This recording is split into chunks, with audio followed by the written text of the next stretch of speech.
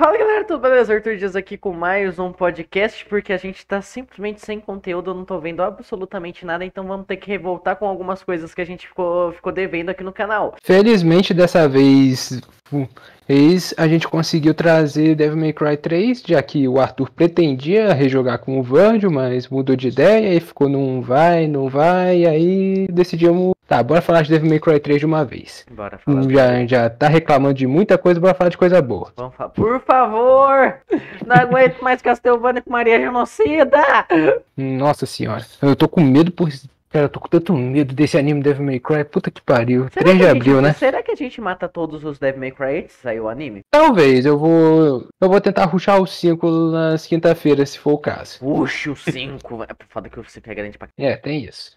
Mas, enfim, Devil May Cry 3. Vamos fazer uma breve recapitulação lá do vídeo de Devil May Cry 2. Nele eu falei um pouquinho da historinha do desenvolvimento de jogos 3D e por que Devil May Cry 2 parece que, sei lá, deu tão errado. Mas vamos ver a situação considerando tudo que aconteceu ali. Em 2003, a Capcom estava totalmente cheirada e estava tentando matar tudo que era franquia que dava dinheiro para ele. Você viu a Capcom em 2003 totalmente chapada. Dino Crisis ela conseguiu matar. Mega Man X ainda teve um último respiro com o X8, que não é um jogo bom pra caralho, mas não conseguiu apagar a mancha negra da história que foi X7. Então, se a gente levar em consideração essas duas franquias, Devil May Cry não tinha tanta esperança assim, não. Então, mesmo com, de novo, usando o Mega Man X de exemplo, mesmo com uma sequência boa, a franquia morreu por ali. Até hoje não tem Mega Man X9. E Devil May Cry, que teve o 1, que foi um grande sucesso, meio que mostrou pro mundo como que se faz um hack and slash. Não é God of War. Mas logo teve uma sequência que foi como não fazer um hack and slash. Meio que o destino estava apontando que Devil May Cry ia ficar com o primeiro jogo, foi muito bom. O segundo foi uma bosta, e aí não existe mais. Mas a Capcom, num brilho de lucidez, decidiu dar uma segunda chance pro Hideaki Tsuno, que foi o cara que assumiu Devil May Cry 2. Ou se é mais loucura. Tipo, isso aqui foi um fracasso, vamos fazer mais. Tipo, aqui na Netflix. O pessoal não gostou dessa série, é essa que a gente vai continuar.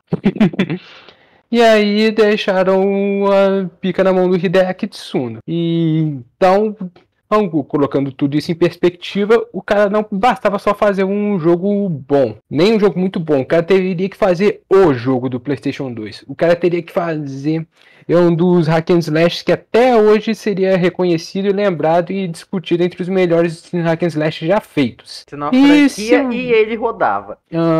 Numa franquia que também, de novo, estava com o pé na cova.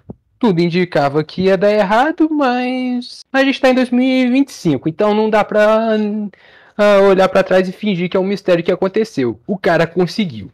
O cara conseguiu fazer um dos jogos que até hoje ficam entre os melhores jogos de hack and slash já feitos. E olha que competição não falta. Nem no ano de lançamento, que foi o mesmo ano que lançou o Bom de Guerra e Curse of Darkness. Apesar que convenhamos, então, né? Tipo, tudo era pra dar errado, só que o cara conseguiu fazer o jogo dar certo. A competição de peso aí não tá tão de peso, na minha opinião, não. Tendo visto que um deles você jogou errado e o outro é o outro, né? O outro é o outro. Jogo ruim! E aí, Devil May Cry 3 lançou, primeiro que ele teve uma pegada totalmente diferente de Devil May Cry 2, tanto nos trailers, quanto na própria apresentação, quanto na ideia e na execução. Porque, vamos lá que a gente pode falar que Devil May Cry 3 é quase um soft reboot da franquia. Porque ao invés de tentar seguir com a história depois do final do 2, ele decidiu voltar. Vamos encontrar uma prequel de Devil May Cry 1. Isso aí é a melhor história de Devil May Cry até hoje. Até hoje, tem muitas dúvidas. Porque Devil May Cry 3 parte do princípio de você já conhece a história do 1, você vai ver como que o Dante chegou naquele ponto. Além de dar mais detalhes sobre a questão dele com o irmão dele, que no primeiro jogo a gente já via como Nelo Ângelo, e você vai trazer quem era o Dante, mostra mais do karma pessoal que ele carrega em relação ao trauma dele da infância, de quando a mãe dele foi morta. E você traz um Dante a princípio, bem mais imaturo. E no decorrer da jornada, ele vai ficando mais parecido com o Dante que a gente conhece no primeiro jogo. E Devil May Cry 3, se for fazer um resumo extremamente resumido, uma coisa que eu comentei com o Arthur já várias vezes, ele é uma hiper correção de Devil May Cry 2. Por que eu tô dizendo isso? Eu lembro que no vídeo Master Alucard falando de Metroid Fusion, sim, Metroid Fusion, olha só o que eu tô puxando. Ele usa esse termo para descrever o que o jogo fez, que foi basicamente pegar tudo que foi criticado no jogo anterior, manter o que deu certo e corrigir o que deu errado. E Devil May Cry 3 foi exatamente isso para Devil May Cry 2. O que prestou em Devil May Cry 2? Os controles. Alguma coisa prestou em Devil May Cry 2? Os controles foram mantidos, triângulo para bater, o X para pular, o quadrado para tirar. E mais o que? A Rebellion como arma primária do Dante, já que a Parda foi parar com a Trish, a Alastor tava... sei lá o que eles fizeram com a Alastor no 2. Eu nunca vou entender o que o Vant faz com as armas dele no fim de cada jogo, mas ok. É que nem o X que o Vant faz com as armas? Hã? Você chamou o Dante de Vant. Toda vez que a gente fala de Devil May Cry é isso, velho. Que ódio! É lei, cara. Não tem como mudar. E aí, mas aí, Vant, o que você faz com as armas depois de cada jogo? De acordo com o próprio Itsuno, o Dante vendeu elas porque tava precisando de dinheiro pra manter a loja. É uma justificativa tosca, mas até que faz sentido, tendo visto que é muita cara do Dante fazer isso. Puta que pariu! É muita cara dele, o melhor é isso. Mas voltando aqui essa questão, não teve tanta coisa que dava pra aproveitar do Devil May Cry 2. Então, vamos lá, o que deu de errado no Devil May Cry 2? O Dante muito sério. Bota o Dante mais jovem, zoeiro e arrogante de todos nesse jogo. Combate totalmente travado, baseado apenas em quadrado. Nerfa as pistolas, troca a letalidade delas por utilidade, porque elas têm muita utilidade nesse jogo, mas nem de longe tem o mesmo poder de destruição que tinha nem no 2 e até nem no 1. E os combos de espada aqui no 2 você tinha que mexer o direcional para o Dante fazer coisa diferente, coisa que inclusive você até falou que não sabia até eu ter falado isso com você. E no Devil May Cry 3 vamos voltar pro que deu certo no Devil May Cry 1, uma coisa mais baseada em timing de apertar o botão, ao invés de você sair macetando tudo, se você tiver um timing melhor para fazer os golpes, você vai fazer um combo diferente. No Devil May Cry 2 o Dante só tinha espadas. Agora, o que você quer de diferente? Você vai ter uma espada, você vai ter um tchaco, você vai ter duas espadas ao mesmo tempo, você vai ter uma guitarra, você vai ter mais um soquete, que nem no Devil May Cry 1. Pronto, toma variedade. E você pode trocar as armas no meio dos combos, pra deixar o negócio ainda mais divertido. Já sei, uma coisa que você falou lá em Devil May Cry 2, o vilão. Um antagonista que não tem nada de realmente antagônico em relação ao Dante. O Dante olha pra ele, é só mais um qualquer. Coloca o antagonista que é mais próximo do Dante. E que, sendo bem honesto, na minha opinião, até hoje é o antagonista que forma a melhor rivalidade que eu já vi num videogame. E eu tô falando do Virgil, que eu diria que é outra peça que sustentou bastante a narrativa de Devil May Cry 3. Progressão do 2 é totalmente bagunçada e uma fase não liga na outra. Devil May Cry 3 volta de novo pro estilo mais meio Metroidvania de missão, se é que isso faz sentido. Mas a questão é, você tá explorando o mapa, você vai voltar de onde você parou e explorar outra parte do mapa, coletar itens e fica tudo muito mais interligado. Ao invés de ser missão A, você começa em lugar, missão B, você tá na casa da tia Chica. Variedade de inimigos completamente inexistente, quando tem algumas são inimigos que não fazem sentido nenhum de acordo com a franquia. Devil May Cry 3 solucionou isso trazendo inimigos que têm muito mais personalidade, eu diria, e ao invés de ser aqueles inimigos buchas, que literalmente os bonecos, se você ficar parado, eles demoram pra te matar, em Devil May Cry 3 você tem possivelmente os inimigos mais difíceis da franquia. Lembra, não os mais chatos, isso serve pra outro jogo, mas os inimigos são bem mais complicados em Devil May Cry 3. Mas ao mesmo tempo é bem satisfatório você entender o padrão deles e saber contra-atacar pra fazer um combo maneiro. 2 personagens que jogam praticamente igual, sem ter diferença nenhuma da jogabilidade entre eles. Aí eu vou ter que puxar um pequeno parêntese, porque o Virgil é jogável, só que só na Special Edition. Na versão original você só joga com Dante, mas ainda assim, dependendo da arma que você tá na mão, o personagem vai jogar de forma completamente diferente. E se a gente for pegar o Virgil pra... Oi? E dependendo do estilo. E dependendo do estilo ainda, já que Devil May Cry 2, o bolinho era o botão de dar rolamento, esquiva. E 3 decidiu, vamos ampliar isso aí? Eu adorei que você colocou dar rolamento. O cara fugiu muito da rolada. O cara não quis falar rolada. Eu evitei. O cara deu aquela travadinha. Opa, isso aqui não. Ele não quer o Vant dando rolada hoje. Que coisa triste. É rolamento. O Vant? Eu tava com tanta saudade de gravar Devil May Cry com você. Mas voltando aqui pra assunto, o Devil May Cry 3... O Dante tem uma sidekick totalmente desinteressante que parece uma porta em personalidade. Agora a Lady é uma personagem com muito mais carisma, que tem um desenvolvimento bem legal durante a narrativa. Você começa o jogo com ela sendo uma personagem bem arrogante, mas você termina o jogo com ela sendo uma personagem bem mais calma e interessante e que, de novo, tem muito mais carisma desde o começo até o final. E um arco de personagem bem interessante. Cinematografia de ação. Devil May Cry 2 tinha uma ou duas cenas bem mais chamativas por conta dos upgrades gráficos, mas Devil May Cry 3, cara, só a cena de introdução daquele jogo já é uma lá. E a cena de introdução é a mais famosa, mas não é a única.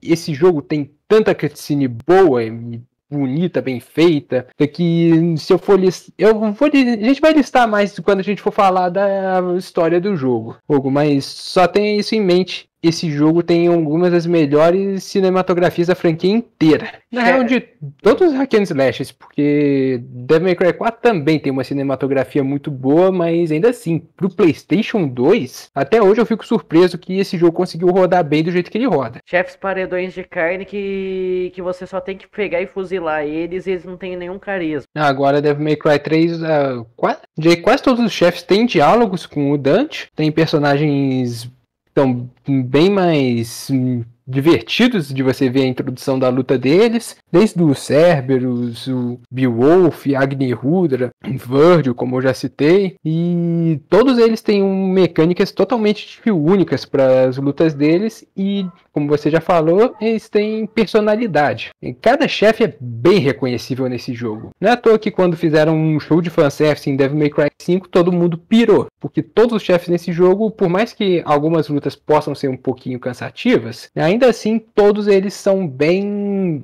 uma presença bem forte. Você não sai da luta tipo, puxa, acabei de vencer de um. Não, você sai da luta tipo, caralho, acabei de vencer de um. Isso serve pra praticamente todos os chefes, mesmo os que eu acho até mais fraquinhos. Né, Arkham? Enfim, eu não sei, eu isso não sei mais.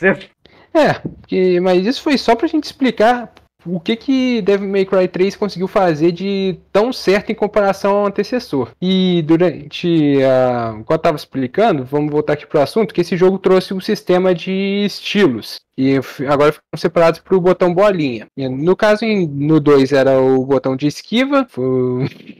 E no 3 eles colocaram 4 estilos diferentes. Pelo menos a princípio. Depois tem mais 2, mas a gente fala depois.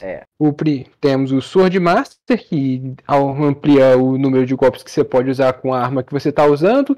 Tem o Gunslinger, que dá mais utilidade para as armas secundárias de longa distância. Tem o Trickster, que de novo serve para esquiva.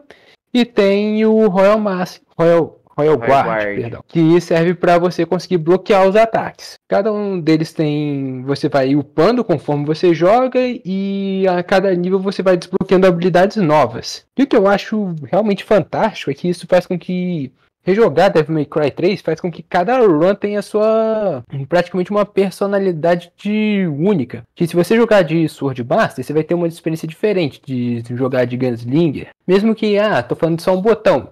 faz diferença.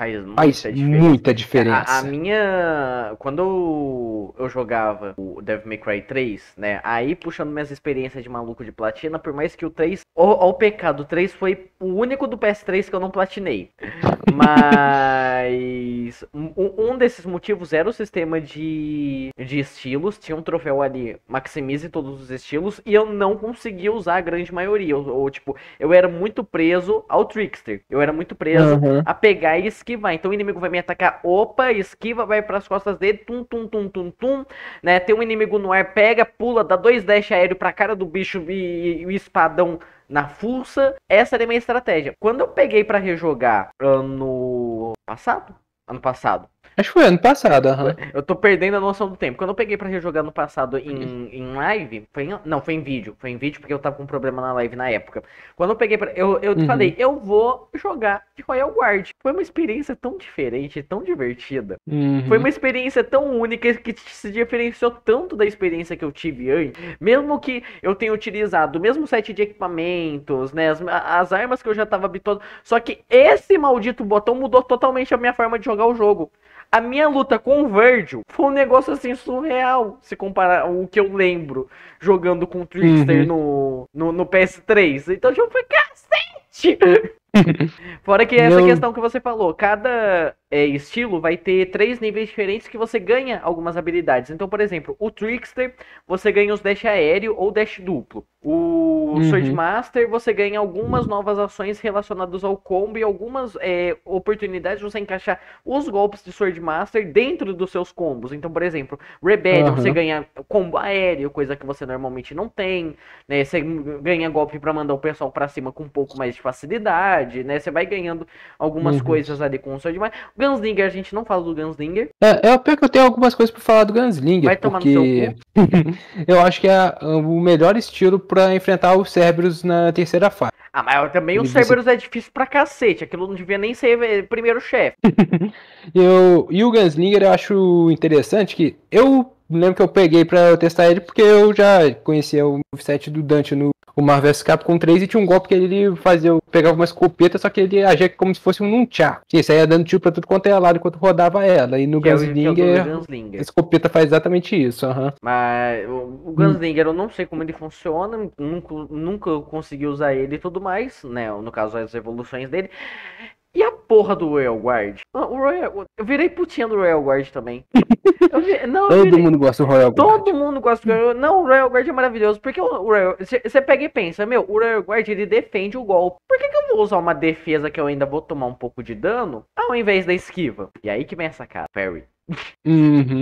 Viva o Parry que dá a defesa perfeita. O Parry da defesa perfeita. Você não toma dano absolutamente nenhum. Você deixa o inimigo vulnerável pra um cacete pra você contra-atacar. Só que a melhor coisa ainda surge quando você upa o Royal Guard pelo menos um nível. Primeiro que você libera a defesa no ar. E um pequeno detalhe ainda pra quem quer... bastante a vida. E um pequeno detalhe pra quem quer tentar masterizar essa porra. Quando você pula, no início da animação de pulo, você tem um frame de invencibilidade.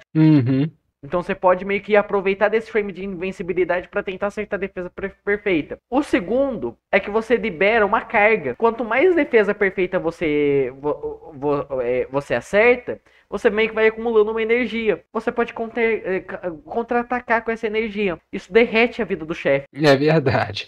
Já vi nego arrancando quase metade do barra de HP dos outros por causa disso. Sim. O Virgil, por exemplo, que ele fica te combando a cada momento, cara, tem golpe do Virgil que ele dá 3 porradas seguidas. Você dá uma defesa perfeita nas 3 porradas e um counter, acho que vai 1/4 da vida do Virgil.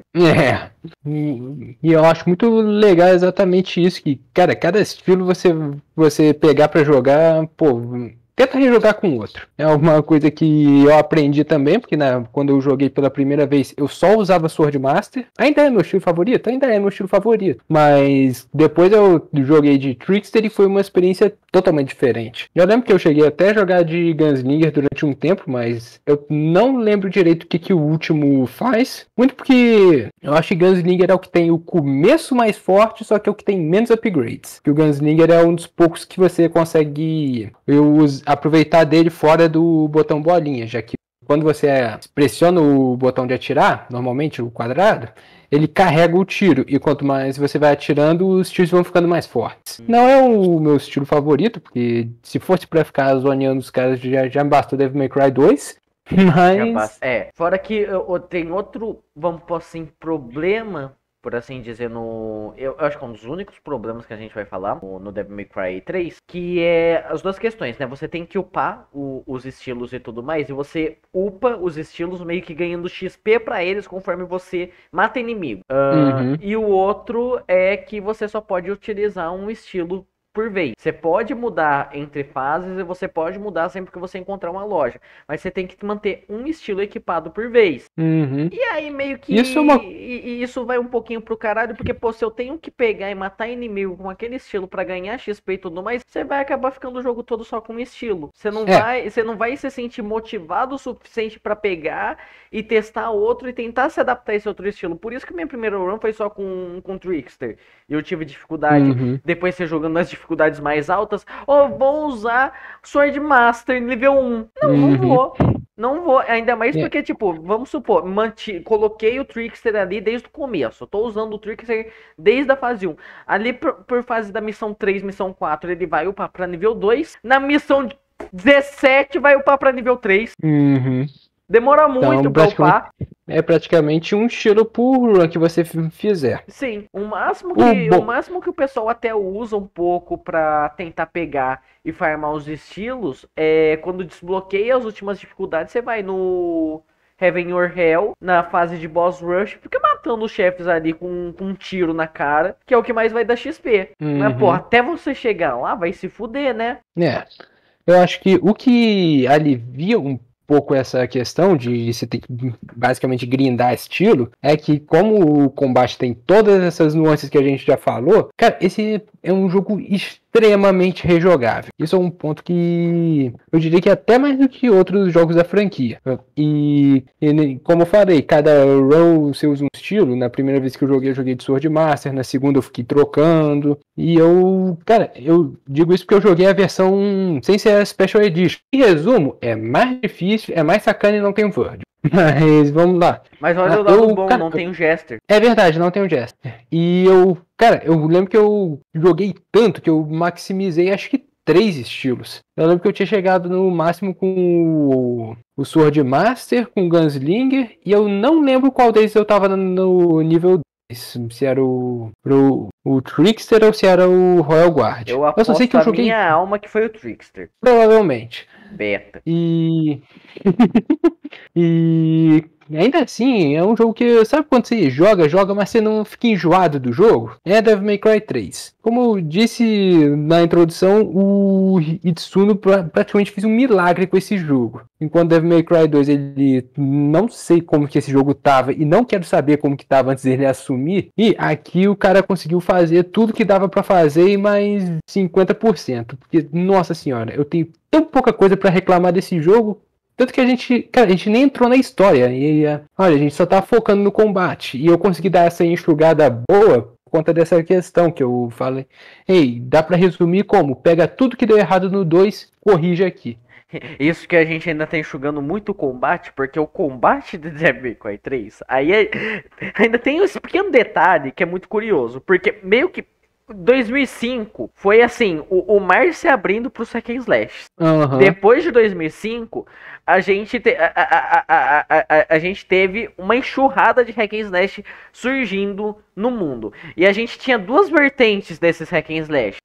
Os que se baseavam em God of War, os ruins, e o lado do bem que se baseava em Devil May Cry. Devil May Cry tem uma complexidade de combate tão filha da puta que eu acho que nenhum outro jogo conseguiu replicar. É verdade. E olha que no meio desses que a gente tá falando que se basearam em Devil May Cry, a gente tem a prima do Dante. Bayonetta. A gente tem Bayonetta. E nem ela consegue replicar a complexidade de combate de Devil May Cry. Porque é muito elemento, é muita coisinha. São 5 armas de corpo a corpo, são 5 armas de fogo. Você pode equipar 2 por vez, mais um sistema de estilos, né? A forma como você pode mesclar elas a todo momento, porque você vai trocar de uma e outra com apertar do R2 e L2. E deixa eu só dar mais um pitaco, aproveitando isso. Lembra que eu falei que você trocou a letalidade das armas de longo alcance em Devil May Cry 2 por utilidade em Devil May Cry 3? Fala. Pode parecer que não, mas por mais que as armas sejam mais comumente usadas a longa distância, a curta distância elas também têm utilidade. Se você derrubar um inimigo, você consegue pular em cima do inimigo com as pistolas e sair rodando e atirando em todo mundo. Isso é o que eu demorei muito pra descobrir e é muito legal de fazer e dá muito ponto de ranking. Ou se você... Eu não lembro se o que eu vou falar agora é exclusivo do Gunslinger, mas se você caiu o inimigo, você parou na cara dele e começa a atirar, o Dante tem uma animação extra onde ele meio que começa a atirar só com uma pistola e depois dá uma bicuda no inimigo. Isso eu nunca vi. Mas tipo, uma coisa que eu vi, que tem em alguns momentos, tem algumas fases que tem umas pilastras. Você pode ficar rodando que nem um maluco, dançando na chuva ali, atirando no povo. Ou se arremessar direto na cara do inimigo assim, foda-se. E dar um espadão na cara dele. Então, até o cenário interage com o combate quase que perfeitamente bem.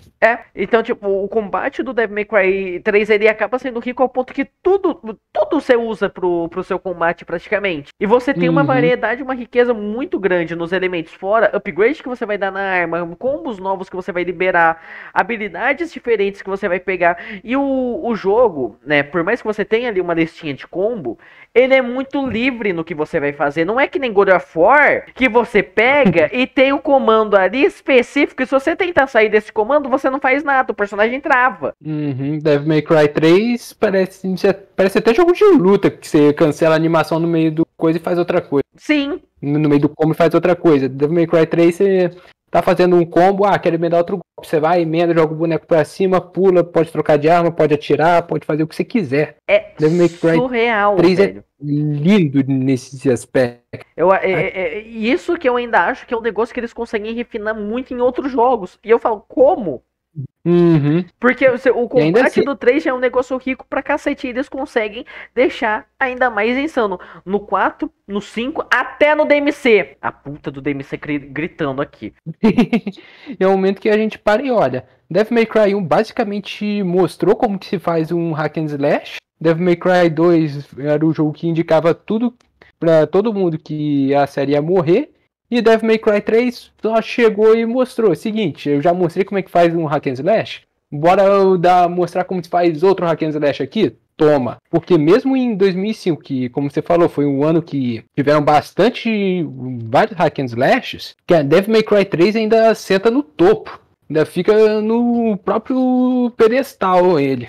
E sim, até hoje, muito jogo não consegue chegar no mesmo nível que Devil May Cry 3. Então eu diria que, tipo, se fosse pegar qual que foi o Devil May Cry mais importante, eu não sei dizer, porque o primeiro jogo é o que fez o caminhão chato. O primeiro jogo foi o que fez a fundação para a franquia, e o terceiro jogo praticamente ditou como que se faz um hack and slash. Tanto que a partir daí, como você falou, foram duas vertentes. Uma que seguiu mais God of War e outra que seguiu Devil May Cry. E nos que seguiu Devil May Cry, a gente tem Metal Gear Rise, a gente tem Bayonetta, a gente tem recentemente não, já tem uns 5, 6 anos essa porra, Astral Chain. Eu diria que a maioria dos hack and slashes japoneses saíram bebendo da fonte de Devil May Cry. Metal Gear Rise, ele puxa bem do Devil May Cry também. Bastante puxa do Devil May Cry. Tem os Ninja Gaidens, que provavelmente devem puxar também. O primeiro ele puxa bastante do primeiro Devil May Cry. Só que eu não sei do 2 pra frente. Porque meio que eu passei mal com o Ninja Gaiden. Acontece.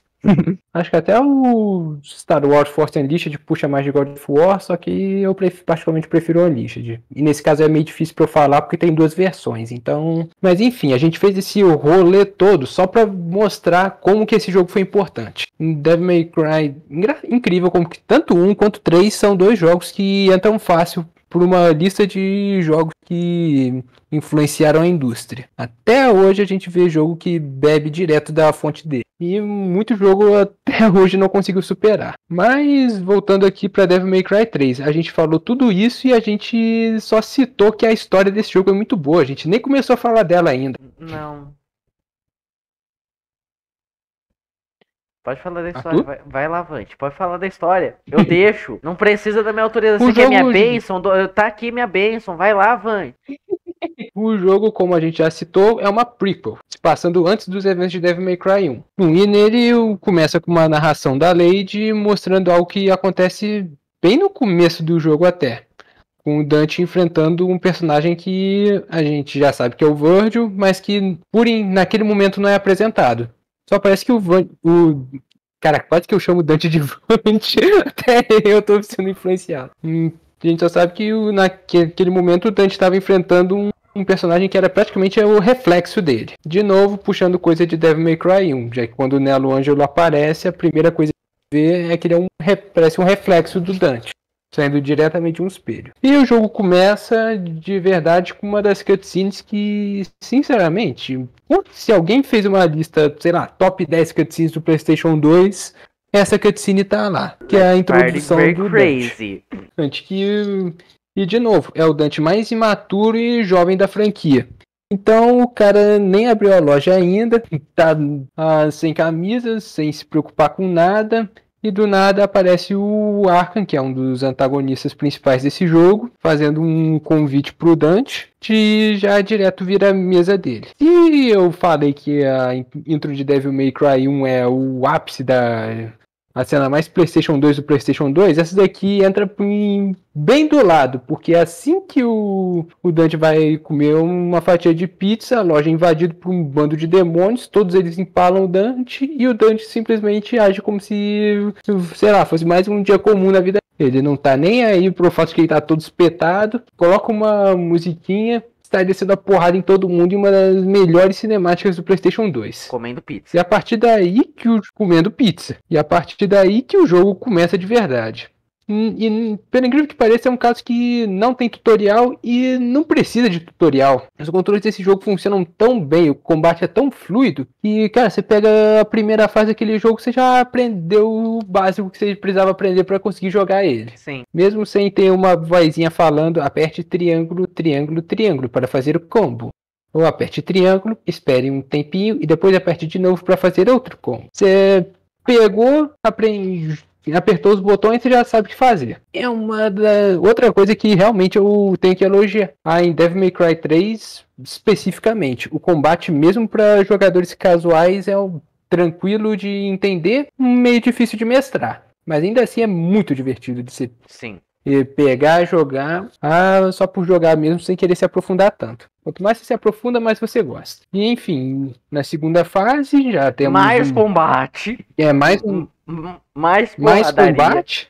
Eu acho legal do Devil May Cry 3, porque eu acho que o 3 ele tem um começo mais diferente da franquia, porque o começo do 1 ele é totalmente ambientação, e o começo do 2 só é morto mesmo. Só assim, tá apodrecendo ali no cantinho da sala. O começo do Devil May Cry 3, as duas primeiras missões são... Porrada. Não, as duas primeiras missões são... Cada missão é uma sala. Porrada. É uma sala pra você moer inimigo. Você só vai ter uma missão um pouquinho mais de exploração a partir da terceira. As duas primeiras fases servem pra só te acostumar o que vai ter mais à frente. Sim. Aprendeu a dar porrada? Aprendeu a dar porrada direito? Então agora você pode seguir pro jogo. Quer dizer, mais ou menos, porque a terceira missão é onde o antagonista principal do jogo é apresentado, que é o Virgil. Na real, no finalzinho da segunda já, porque o final da segunda é o surgimento da Temene Gru, né? O final da segunda fase indo pra terceira, que é a Temene Gru, que basicamente é a torre onde o jogo vai se passar, surge e é onde a gente somos apresentados ao Virgil, que é o irmão gêmeo do Dante, vulgo rival dele.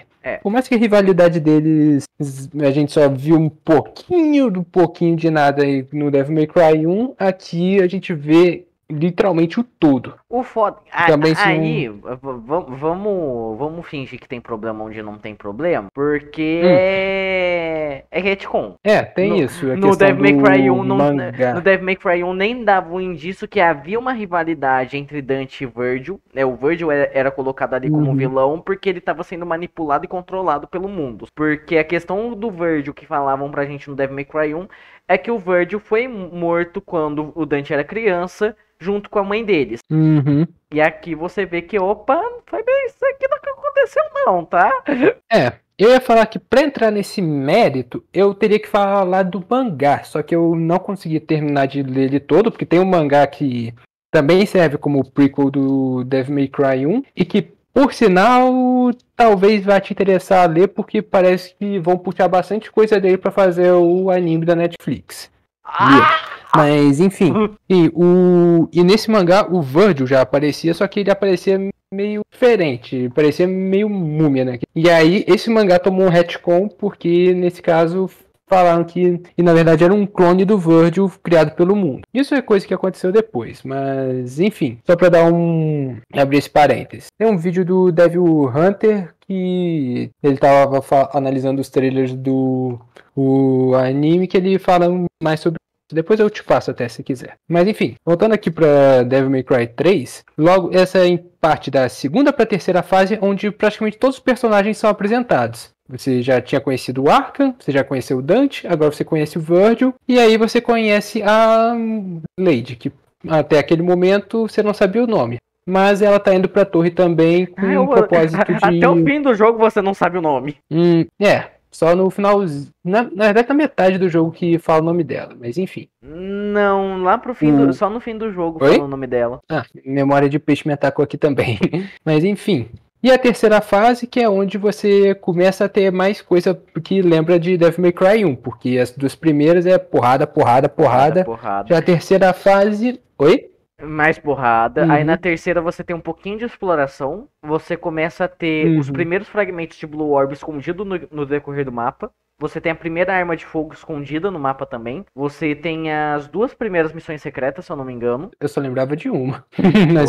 Na terceira fase. Eu acho que são duas. Eu tenho quase certeza que são duas. Eita, acho que deixei uma pra trás então. Mas... E aí outra coisa que dá pra elogiar do Devil May Cry 3 também, é porque missão secreta no 1 e no 2, os desenvolvedores esconderam no cu do mundo. No 3 é muito mais tranquilo de encontrar as missões secretas. Infinitamente. No 1 era um backtracking desgraçado. No 2 era uma porta aleatória que, se você interagisse, às vezes abria. E no 3 você consegue encontrar elas. São escondidas? São, mas não são escondidas ao ponto de você não encontrar. Porque você sempre vai ter alguma coisa que vai indicar. Ou é um negócio brilhando no meio do nada, ou é um buraco no meio da parede muito suspeito, ou você vai ver algum canto ali que tem uma trilhazinha de orbes e você fala, talvez tenha caminho. E aí você sempre vai acabar caindo meio nessas missões. Tem uns casos que você vai passar batido por alguma coisa? Tem, porque senão não seria secreto. Mas é mais viável de você encontrar sem a necessidade de um guia. E o que E realmente essa terceira fase, eu acho que ela é quase que, sei lá, é o complemento perfeito da introdução que as duas primeiras já fizeram. O problema da terceira fase é porque nela você tem um momento que separa os meninos dos homens. É o que eu chamo de o gatekeeper do jogo. Pra você jogar direito, você vai ter que passar por esse cara. Você vai ter que passar pelo o guardião do limiar, o Cerberus. Puta que pariu! Quem foi o desgraçado que achou que ia ser uma boa ideia? O Cerberus é o primeiro chefe. Primeiro, eu tenho que elogiar a cutscene inicial, porque essa cutscene do Dante chamando, literalmente, olha pro Cerberus e chama o Totó pra passear. Aquilo é maravilhoso e te dá um senso de confiança falso, porque o Dante tá lá tirando onda e você pensa, vou bagunçar esse bicho. O bicho te bagunça em 10 segundos.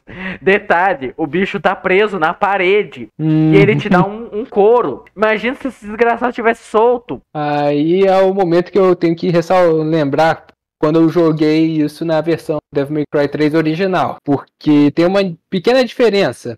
Sabe quando você dá um retry, que você aparece ali na porta do bicho, é só você avançar e enfrentar ele de novo? Se você estiver jogo... no modo. Se você estiver no modo Gold Orb. Gold. Aham. Que ainda tem isso que a gente não comentou. O jogo é corno. Uhum. E só que na versão original não existia esse Gold Mode. Depois de refazer a fase 3 vezes, o jogo me falou: joga no Easy porque você é um beta. Já que na versão original não tinha o Gold Mode, que em resumo tem checkpoint. Na versão original morreu, refaz a fase do zero. Refaz o cachorro, como diz o Alucard. Uhum. A menos que você tenha uma Yellow Orb que nem é o Devil May Cry 1 e o Devil May Cry 2. Uhum. Só que, sabe qual é a parte curiosa? Você não foi o único. Quando você jogou esse jogo pela primeira vez, você jogou no Yellow Mode? Eu joguei porque tinha troféu. Ah, você é um louco! Então eu peguei o troféu de Yellow Mode, eu quase surtei com a minha primeira run do Devil May Cry 3 por conta disso. E aí depois eu ainda tive um pequeno porém, porque eu tinha que, pra fazer o resto dos troféus, eu tinha que rejogar o jogo nas outras dificuldades. E eu não posso mudar o modo no save que eu criei. É isso, crianças. Não tentem fazer platina de Devil May Cry 3 no Yellow Mode. Aí qual foi o resultado depois? Como eu ainda queria tentar a porra da platina, eu falei, tá, eu tenho que fazer um save com o Virgil pra jogar com o Virgil. Eu sei que o Virgil é quebrado pra caralho, eu vou colocar o Virgil no modo Gold Mode. Só que na segunda run que eu fiz com o Virgil, eu enjoei. Que o Virgil, a gameplay dele é bem mais limitada que o do Dante. Bem mais limitada e bem mais enjoativa do que a do Dante. Aí, não platinei o 3, gente. Não platinei. Se eu tivesse colocado no modo Yellow Mode direto com... No modo Gold Mode direto com o Dante, quem sabe? O engraçado é que você platinou Devil May Cry 2, mas não platinou o 3. E não por culpa disso. Ai, que maravilha. Coisa linda, né? Mas, enfim, voltando aqui, a gente tá na terceira fase do jogo. Chegamos no Cerberus, o bicho desceu a porrada na gente, fizemos a fase e o jogo falou que a gente é beta pra jogar. E realmente, porque na versão original tem isso. O normal é o hard e por que fizeram isso? Não sei. Só sei que eu tive que arregar e ir pro easy, porque o Cerberus não queria morrer no normal. Mas, enfim, eu acho engraçado que a gente tem essa reclamação, mas ao mesmo tempo meio que é quase um meme da comunidade. Quer aproveitar o ouro que tem nesse jogo? Você vai ter que enfrentar esse capeta aqui, porque ele é o guardião das coisas. Não, e o pior é que todo Devil May Cry ele tem algo assim, porque o chefe que eu mais apanho em Devil May Cry sempre é o primeiro. O 4 acontece a mesma coisa e o 5 acontece a mesma coisa. Quando eu chego no segundo chefe, eu já não tenho tanta dificuldade como eu tenho no filho da puta do primeiro. É uma coisa que... Acho que até o 1 tinha um pouco disso. Se bem que o 1, quem me impedia de jogar direito era o Nelo Ângelo. O Nelo Ângelo. Pra mim era o Nelo Ângelo e o Griffon. Eu sofria mais com o Griffon do que com a porra do Nightmare, velho. Vai se fuder. Zoner desgraçado. E no Devil May Cry 3 a tarefa ficou pro Cerberus. E basicamente, por que ele é tão difícil? Porque ele, além de ser um chefe difícil por natureza, ele ainda tem uma armadura de gelo. Então, para você danificar ele, você tem que quebrar primeiro a armadura, que vai ressaltar. Ele pode regenerar, para depois você conseguir causar dano direito nele.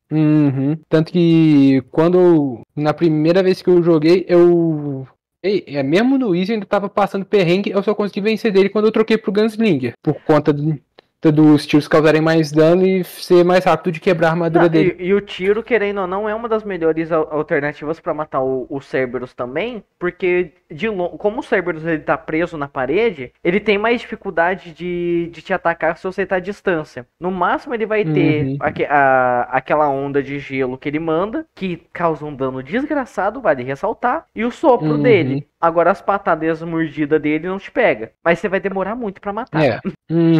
Mas ainda assim é a estratégia mais segura. Sim, tanto que é o que eu utilizei gravando ali, porque eu não... Falei, mais um espirro do Cerberus eu morro, eu vou ficar longe. E é assim que você, depois de muito sufoco, porque se você não passar sufoco nesse jogo na primeira vez que você enfrentar ele, você já nasceu pro player. Sim, você não é um beta-core. E assim que você derrota ele, você ganha a segunda arma do jogo, já que a primeira é Rebellion, que é as Cerberus, que é um nunchaku de 3 pontas que também causa dano de gelo. Isso que eu falei é um pouquinho relevante, porque esse jogo pegou uma coisa emprestada lá de Mega Man X pra usar aqui também. Mas eu falo disso quando for falar dos outros chefes. E aí, a partir daí eu diria que, pronto, é quando Devil May Cry 3 realmente clica. Porque agora você tem praticamente tudo que dá pra fazer, você tem tudo na mão que dá pra começar a zoar à direita. Você tem duas armas, você tem duas armas de fogo, duas armas brancas, os estilos, provavelmente um estilo já no nível 2, uma torre inteira pra explorar, muita merda pra pegar, inimigo pra tudo quanto é lado. Então a partir daí é só pra cima, literalmente. Gente, já que as próximas fases eu não vou detalhar tanto elas quando falei das primeiras, porque as primeiras realmente têm essa questão relevante de introdução dos personagens e das mecânicas do jogo. Mas o resto do jogo basicamente consiste em você ir explorando a torre, coletando itens e subindo cada vez mais e enfrentando outros chefes. Acho que o primeiro que chama a atenção por ser um chefe que muita gente ou não liga ou não gosta é aquele chefe meio lacraialada. O minhocão. O minhocão é um saco, velho. O minhocão é muito chato. Eu acho que a questão dele é que pelo menos é divertido você ver quanto dano você consegue causar antes dele te derrubar. Porque lembra que eu falei dessa coisa de pegou emprestado uma coisinha de Mega Man X? É o esquema de que tem armas que levam vantagem com chefes. O minhocão aí tem fraqueza exatamente contra Cerberus. Na verdade ele tem fraqueza a duas armas, mas depois eu falo disso. Isso, então você com a Cerberus consegue causar um dano absurdo nele. E dependendo do seu estilo, você vai levar ele bem rápido. Ele só é demorado mesmo, ele não é um chefe muito difícil. Ele é chato, difícil ele não é. E aí temos a aparição do outro personagem que é recorrente no jogo, que é o Jester.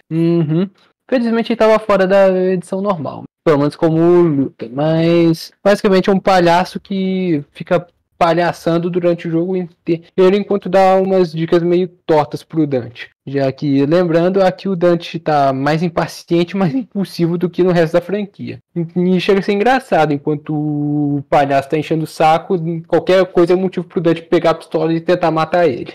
O problema é que na Special Edition, o Jester ele virou a porra de um chefe opcional em 3 fases diferentes. Você pode enfrentar ele? Pode. Você deve? Na minha opinião, não. Porque é o chefe chato. Chefe cu. E não dá nada de bom essa porra desse chefe. A luta dele basicamente consiste em você atacar ele de longe até quebrar uma barreira pra conseguir causar dano nele. Enquanto isso, ele fica em cima de uma bola, se eu não me engano. Tem luta que ele fica em cima da bola, tem luta que ele fica atacando bola em você, tem luta que ele só fica correndo que nem um imbecil. É um chefe meio enjoadinho, mas tendo em vista que é coisa da edição especial, a essência dele não me incomoda tanto. Poderia ser pior. Podia ser obrigatório. E na mesma fase onde a gente tem a luta contra ele, a gente tem a luta contra talvez um dos chefes mais amados desse jogo. Só fica nesse... São 2 chefes que um usa uma espada de vento e outro usa uma espada de fogo. E eu acho legal que o de vento, eu acho que eu não lembro qual dos 2 é, mas um deles tem a fraqueza contra a Cerberus. Então um deles você consegue derrotar de forma mais rápida. Só que eu acho que o que é interessante dessa luta é que se você focar só em um, o outro vai pegar as 2 espadas e vai ficar um chefe bem mais difícil. Tanto que a minha estratégia para esse chefe deixa os 2 no finalzinho e quando derrubar um, avança que nem um louco pro outro pra não deixar ele pegar o... Eu acho que a estratégia de qualquer um, velho. É a estratégia de qualquer um nessa porra dessa luta. Porque o Agni Rudra fundidos é um cu, mano. Puta que pariu, que chefe. Eu nunca consegui derrotar os 2 fundidos. Nunca.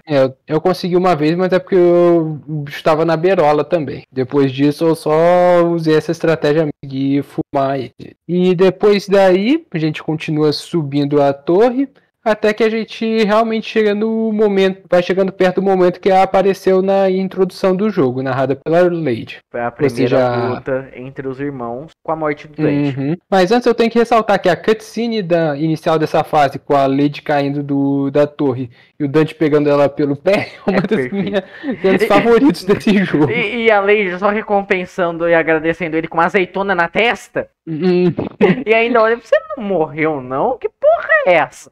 Não, o mais engraçado é O Dante cata ela, faz uma piada, poxa, o céu tá chovendo mulher hoje, toma um tiro na testa, ela consegue cravar a bazuca com uma lâmina na ponta na torre pra não cair. O Dante só vira e fala, você tá maluco? Eu tô te salvando, você me dá um tiro, ela vai lá e dá um. Aí ele só vira e fala, quer saber? Não tô desesperado pra mim desse jeito não, tchau, se vira. E aí eu tive que ressaltar essa cena, porque na verdade eu tinha que ter falado também da cena anterior, que é onde a gente entende o propósito dela nessa torre, que ela tava enquanto o Dante estava atrás do Virgil, ela estava atrás do velho careca. O Arkham. Uhum. E aí você segue a torre, encontra um outro inimigo que também é divertido de combater, mas tem que tomar cuidado porque ele pode te arremessar para outro lado com aquele caixão gigante que ele carrega. E então finalmente chegamos no topo, onde o Dante lança a piada. Virgil, você realmente não sabe como dar uma festa. Não tem bebida, não tem comida e a única menina é uma doida que vai.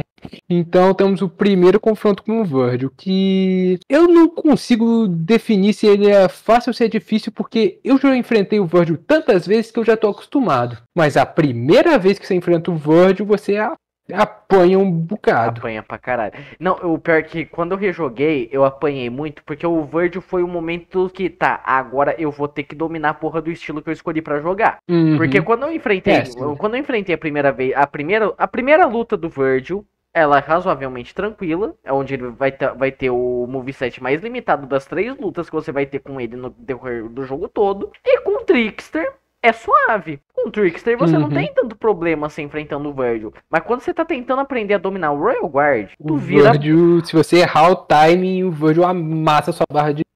Tu vira bola, velho. Tu vira muito bola. Puta que pariu, velho.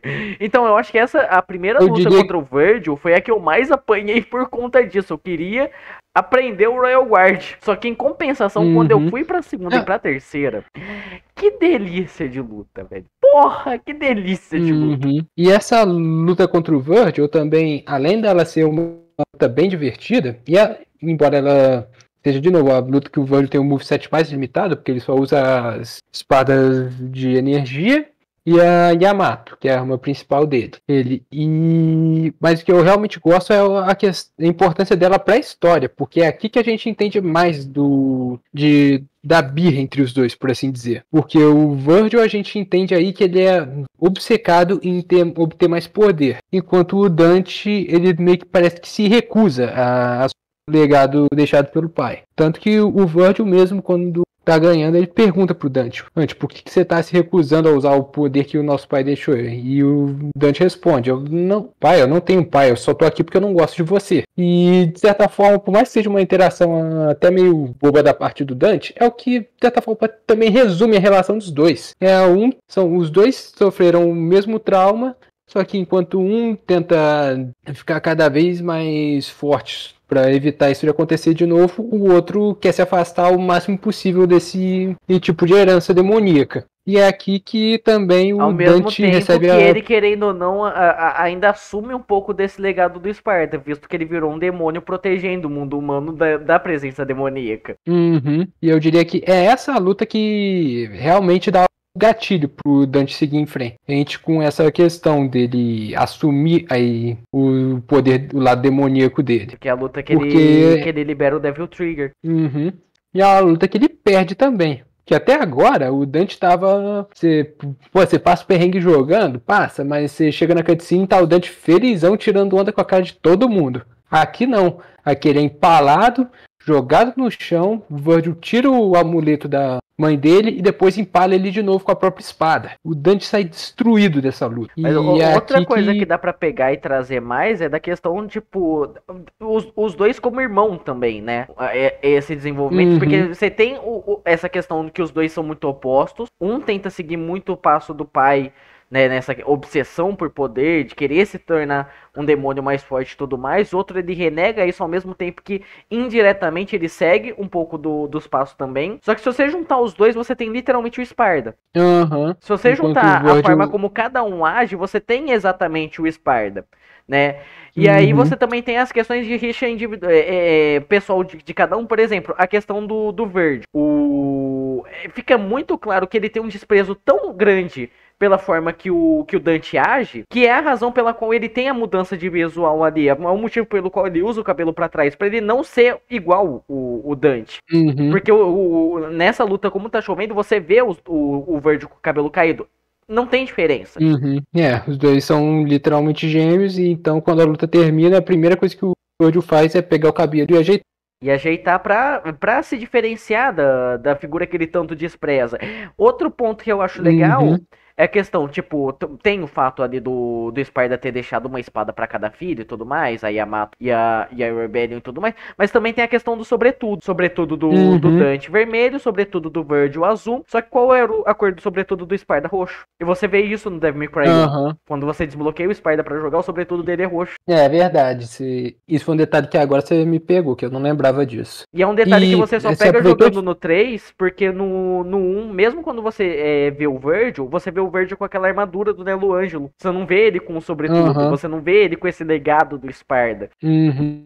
E aproveitando que você falou dessa questão de cor, até vou complementar essa informação com questão de design de personagem. Acho que não é muito incomum você ver essa coisa de rivalidade entre um personagem de roupa azul e um personagem de roupa vermelha. Sei lá, a gente tem o Ragnar e o Jin no BlazBlue, o Kai e o Sol no Guilty Gear. Aqui não é diferente, mas o que eu acho interessante é que nesses outros dois casos, a estética geralmente é personagem de roupa vermelho é o mais impulsivo, e o design dele é mais pontudo, por assim dizer, mais baseado em formas triangulares. Enquanto o personagem azul é o mais calculista e o visual dele é mais redondo. Em Devil May Cry você tem um pouco que inverte isso, porque o Dante tem um visual mais redondo, enquanto o Virgil tem um visual mais espetado.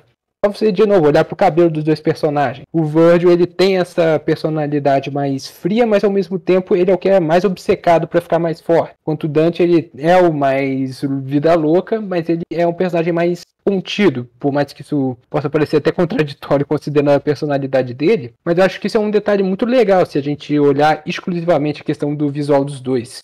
E outros motivos pelo qual eu acho que a rivalidade deles funciona tão bem. O fato de que um parece que é quase que o oposto do outro, mas ao mesmo tempo eles são muito parecidos. Não só pelo fato de eles serem gêmeos, mas também tem essa coisa de como que eles lidam com o legado do pai baseado no mesmo trauma de infância. Ainda tem isso também, enquanto o Virgil, né, por conta do trauma de infância, de perder a mãe e tudo mais, ele fica obcecado nessa questão de poder, ele quer se tornar mais forte a qualquer custo pra impedir algo assim de acontecer de novo. O Dante, ele se isola numa casca de sarcasmo. Você percebe nitidamente isso no decorrer do terceiro jogo, especificamente do terceiro jogo. A personalidade sarcástica, zoeira, porra louca do Dante é uma casca pra ele se defender. É a forma que ele achou de fugir desse trauma de infância dele. Enquanto o Virgil abraçou o lado demoníaco, o Dante fez o possível para ele se apegar ao lado. E eu acho que essa luta é realmente essa primeira luta dos dois é o primeiro gatilho que a gente tem pro desenvolvimento tanto do Virgil também, mas a questão do Virgil é que ele é um personagem mais fixo dentro dessa narrativa, enquanto o Dante o Dante e a Lady são os personagens que mais são desenvolvidos. E aqui é onde eu diria que o desenvolvimento do Dante começa. Um detalhe foda também, que é uma coisa que eu lembro que eu demorei um pouquinho pra reparar isso enquanto eu tava jogando, mas no final dessa luta o Virgil ele rasga um pedaço do sobretudo do Dante, que fica acho que na mão esquerda, se eu não me engano. E com o costume primário do Dante, a partir dessa missão, pro resto do jogo, ele fica com um pedaço a menos do lado que o Virgil tinha cortado. É um detalhezinho pequeno, mas que é um detalhezinho interessante. Pior que eu não tinha reparado nesse detalhe. Você aprende algo novo a cada dia. Pois é. E a partir daí, você consegue ter acesso ao Devil Trigger quando você está jogando. E o Dante realmente passa a ter uma visão daquela situação mais séria. Enquanto até aquele ponto o Dante estava sendo o rei da zoeira, a partir daqui ele começa a levar as coisas um pouco mais a sério. Tanto que logo depois dessa parte você já tem a questão que você fala que aí começa o desenvolvimento do Dante, mas você começa a ter o desenvolvimento real do Virgil como vilão. Porque você tem o Virgil traindo o Arkham. No momento que o Virgil ele consegue os 2 medalhões pra abrir o portal do mundo demoníaco na Temine Group, ele pega, o Arkham. Tu não é mais útil pra mim, não. Some. Some daqui. E esse é o momento que o Dante começa a levar mais a sério. Tanto que umas missões depois ele e a Lady encontram o presunto do Arkham caído ali. E o Dante fica puto com o Verde. Na hora ele trata a situação com sarcasmo, mas depois quando a Lady, quando ele vê que fala uma merda, ele fica mais quieto. É muito interessante porque realmente quando o Dante e o Virgil se encontram de novo na metade, o Dante tá com uma perspectiva diferente. Enquanto no primeiro embate dos dois, a do Dante foi: eu só tô aqui porque eu não gosto de você. No segundo, ele já olha pro Virgil com um olhar diferente. Um olhar de que, cara, você tá ferrado agora. Mas, só pra voltar um pouquinho, mas não tanto, entre a primeira e a segunda luta entre os dois, você explora Oi? Tem mais 2 chefes que a gente pulou. Não, mais 3 chefes. Porque assim que termina o primeiro confronto dos dois, o Dante ele vai descendo a torre, mas ele é pego por um peixe gigante voador. É uma fase que o peixe voador, eu esqueci do peixe. Esqueceu dessa fase, eu esqueci do Leviatã. E essa fase, ao mesmo tempo que é uma fase que, sei lá, não é tão divertida assim, mas eu acho que é uma fase que me dá muito flashback do Devil May Cry 1, que é uma fase mais escura, mais sombria, mais carnal, que nem o inferno que você vê no final do... Sim, lembra muito aquele ambiente. Só que é uma fase que ela é mais labiríntica. É muita portinha ali, é uns switches que você tem que apertar pra... Você tem que apertar os botões do bicho pra poder avançar no caminho e tudo mais. E o chefe é um saco, mano. O chefe é chato, mas o bom de jogar de Sword Master é que com Sword Master ele é bem rápido de levar. Porque você pode fazer os combos aéreos. Apesar que eu uso o Agni-Rudra, então o Agni-Rudra já meio que fica no ar batendo no bicho, então... E eu acho que a luta dele não é tão legal assim, mas uma coisa que ajuda a deixar ela mais divertida é que tem uns pilares no meio da sala que você pode pegar e sair rodando pra derrubar os inimigos. Isso ajuda um pouco, mas certamente é chato que é um chefe que fica roubando o seu Devil Trigger, que você acabou de conseguir, e praticamente não te deixa usar, ao menos que você faça um lado específico que rouba. Você tem um lado que vai roubar todo o Devil Trigger que você tem, e você vai ter um lado que vai roubar toda a Orb Verde que os inimigos dropar. Aí você quer me fuder, né, parceiro? E depois dessa luta, a gente volta pra torre. Aí tem mais uma interação do Dante com a Lady, onde o Dante meio que... Tá bom, menina, você é maluco, não quero mais saber de você, não. Não, mas os dois acabam se juntando porque os dois são caçadores de demônios. E a partir daí que o Dante começa a se referir a ela só como Lady, já que ela não só fala que não tem nome. Então... A senhorita. E na próxima fase, a gente tem Perdão, não lembro se é a próxima missão, mas o próximo chefe uma chefe, a Nevan.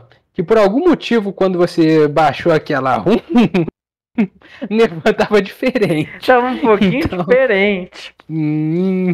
Eu ainda não sei. Eu ainda não sei o que tinha errado com aquela de verdade. Eu lembro que eu gravei aquilo. Eu falei, velho, não era assim, não. Eu lembro que a primeira coisa que você falou foi mandar mensagem no privado. Foi. Vante, eu tô com a minha memória ruim ou isso aqui não era assim? Não, o cabelo era pra cobrir essas pouca vergonha aí. Era pra cobrir essa porra aí. Aí você ainda pegou e falou, como é que foi jogar esse chefe só com braço? Não tinha como deixar essa piada passar. E aí, depois que você vence dela... Se você vencer dela, porque a Nevan é um inferno também. A fraqueza dela, por sinal, é a Cerberus. Mas ainda assim é uma luta bem difícil. Gente, todo mundo é fraco contra a Cerberus, vai se fuder, né? O Cerberus é fraco contra a Agni Rudra. Só que você só vai descobrir isso na Boss Rush. Você só vai descobrir isso jogando no hard.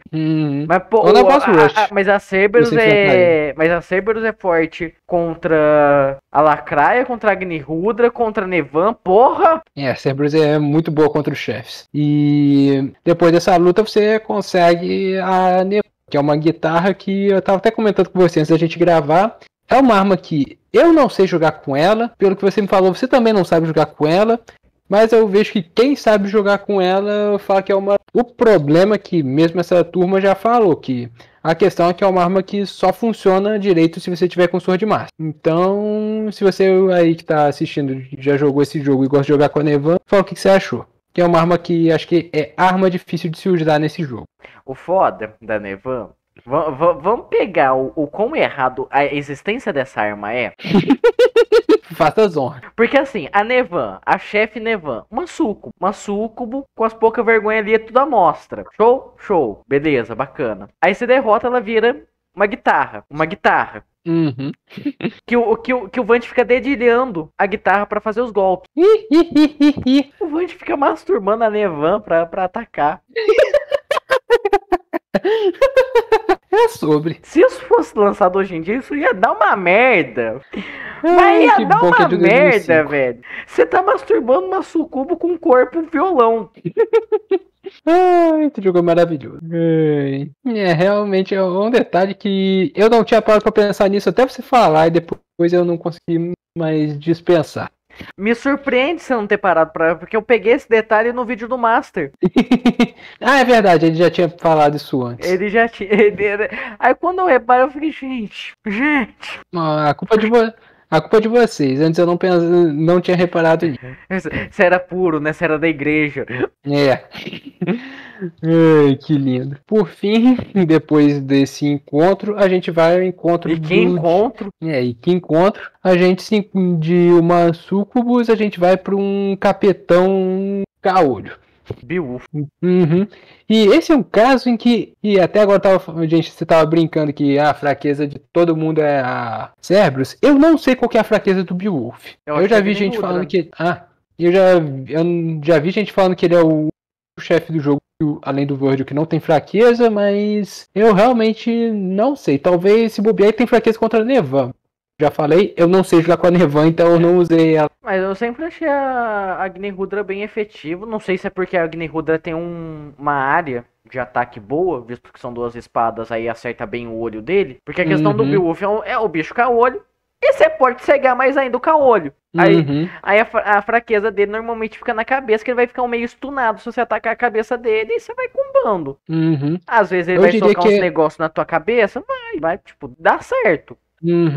Curiosamente, eu acho o Beowulf um dos chefes mais fáceis do jogo. O que é bizarro, porque ele é um dos últimos que você acaba enfrentando. Eu achei ele um dos mais difíceis, mas ok. Eu acho o Beowulf ridiculamente fácil. Eu tenho mais dificuldade com ele. Mas... E essa é uma das lutas onde você vence, mas você não pega uma arma, porque o Beowulf sobrevive. Porque o Beowulf, ele foge. Só que a questão é, você cega o Beowulf completamente, né? O bicho já era caolho, você cega. Aí ele fica só pela questão do olfato. Aí ele segue o cheiro do Dante até um andar lá em cima, em segundos. E aí ele acaba encontrando com o outro irmão que... Bom, faz ele de churrasco. Não, faz ele camiseta de saudade. Cortou ele ao meio e depois cortou ele ao meio de novo. Sim. E aí quem pega a arma do Beowulf é o Virgil. E aí fica interessante porque na segunda luta você já tem um boost no moveset dele, porque se antes ele só usava a espada de energia e Yamato, agora ele vai usar a espada de energia e Yamato e a Beowulf. Se além de ter que se preocupar com os dash ridículo de rápido do Virgil, você tem que se preocupar com ele dando voadora no seu queixo. E agora com um combo ainda maior. Sim. Esse é um caso que eu diria que quem joga de Sword Master sofre um pouquinho, porque com o Trickster você tem uma facilidade para desviar, com o Royal Guard você consegue defender, com o Sword Master você tem que saber o momento que ele vai counterar para você cair lá, porque se ele te acertar com um combo, já viu sua barrinha de vinha? Sua barrinha de vida? O que a vela sumir em 5 segundos, toma um combo dele com a Beowulf. E a Beowulf dói. A Beowulf dói e muito, né? Porque a Beowulf é praticamente a mesma coisa da Ifrit que a gente viu no 1. Sem tirar nem pôr. E a gente conhece como a Ifrit dói.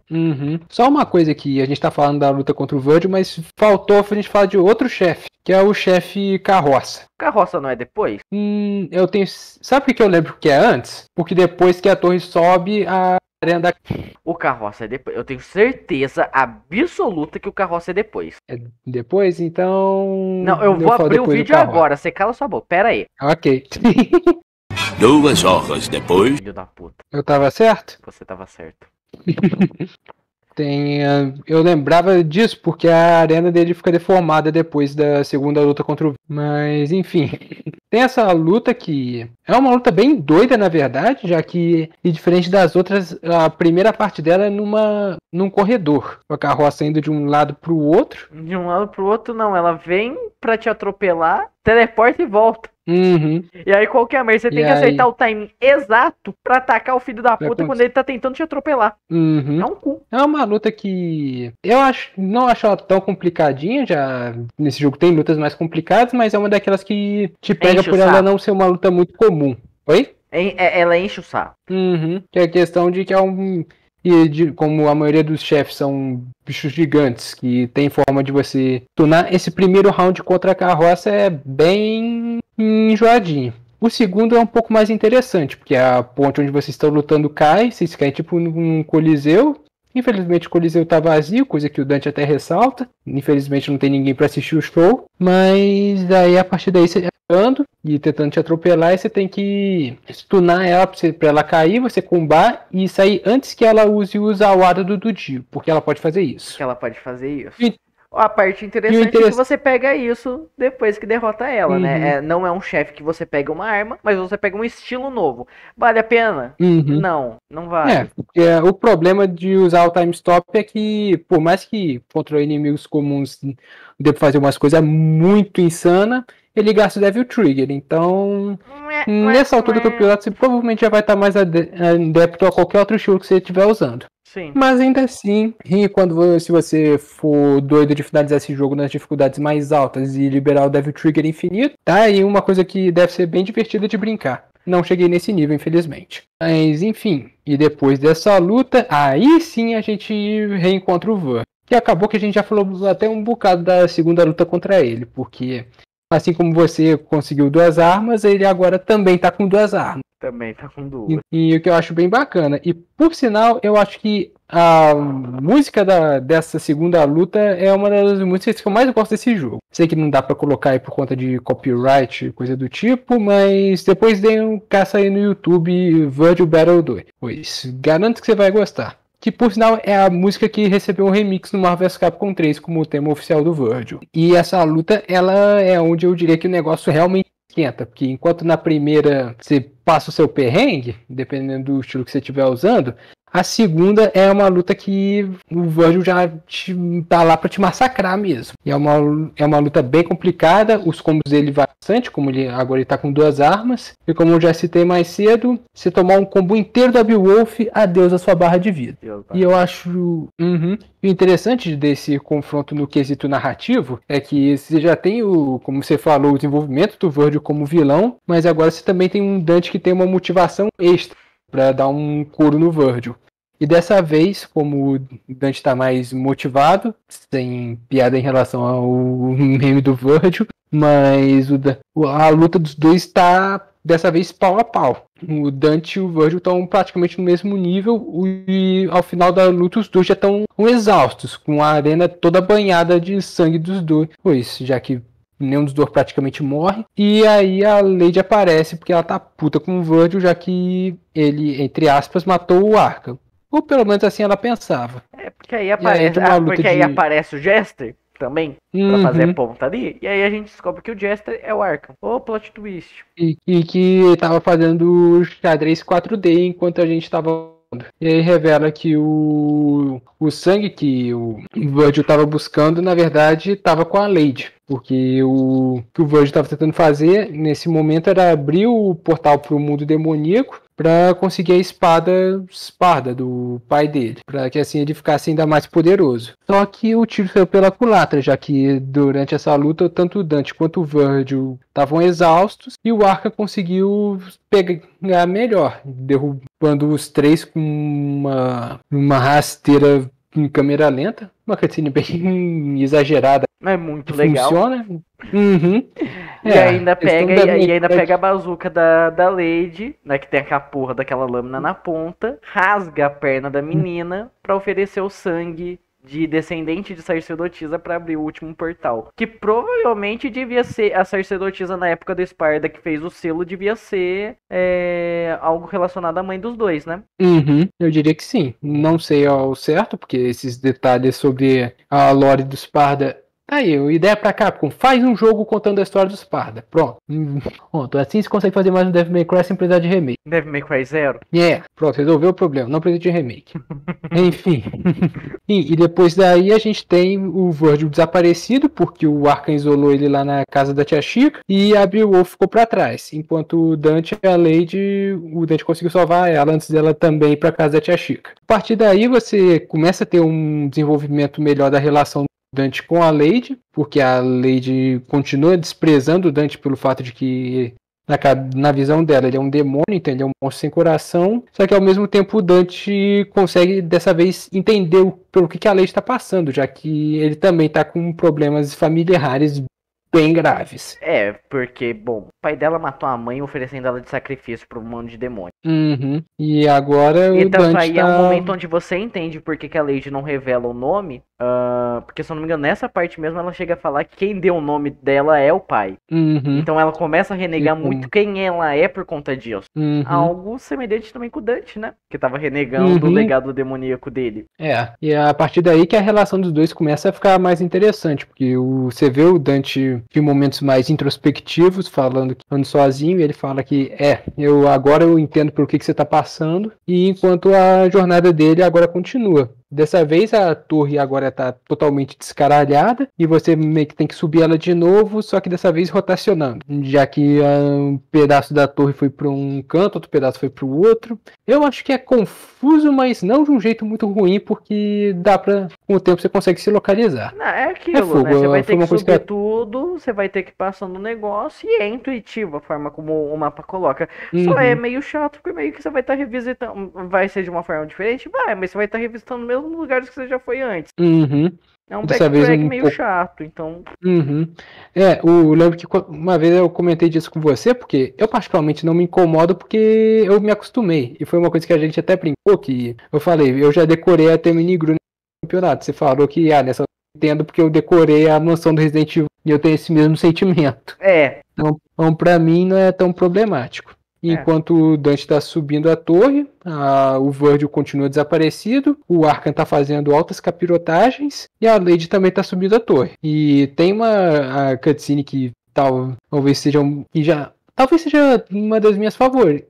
Talvez não, é uma das minhas favoritas desse jogo, que é quando o Dante chega lá na base da torre, vê a moto da Lady pendurada, sobe na moto. Sobe a torre de moto. É um momento que eu acho que alguns físicos se contorceram no caixão, mas aquela cena é foda pra caralho.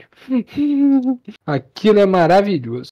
E aí a gente continua subindo a torre e no caminho Dante e a Lady se encontram de novo numa biblioteca, que é onde finalmente o Dante decide botar um basta nessa maluquice toda que estava acontecendo, já que a Lady até aquele momento realmente tratava o Dante como se fosse um bicho de 7 cabeças, e o Dante dessa vez decidiu confrontar ela de forma direta, falando para parar de se envolver, porque do jeito que ela tava ela ia acabar se matando, e a Lady, rebelde do jeito que ela chama o Dante pro X1 numa luta que, sinceramente, eu não sei se eu gosto, se eu desgosto, que é uma luta bem complicadinha, já que a Lady é a literal zoner desse jogo. Você chega perto dela, faz um combinho, ela corta e voando e fica te visando de longe. Eu gosto um pouquinho da luta contra ela. Eu não sei se é porque eu gosto das lutas contra figuras mais humanas em Devil May Cry. Tem isso também.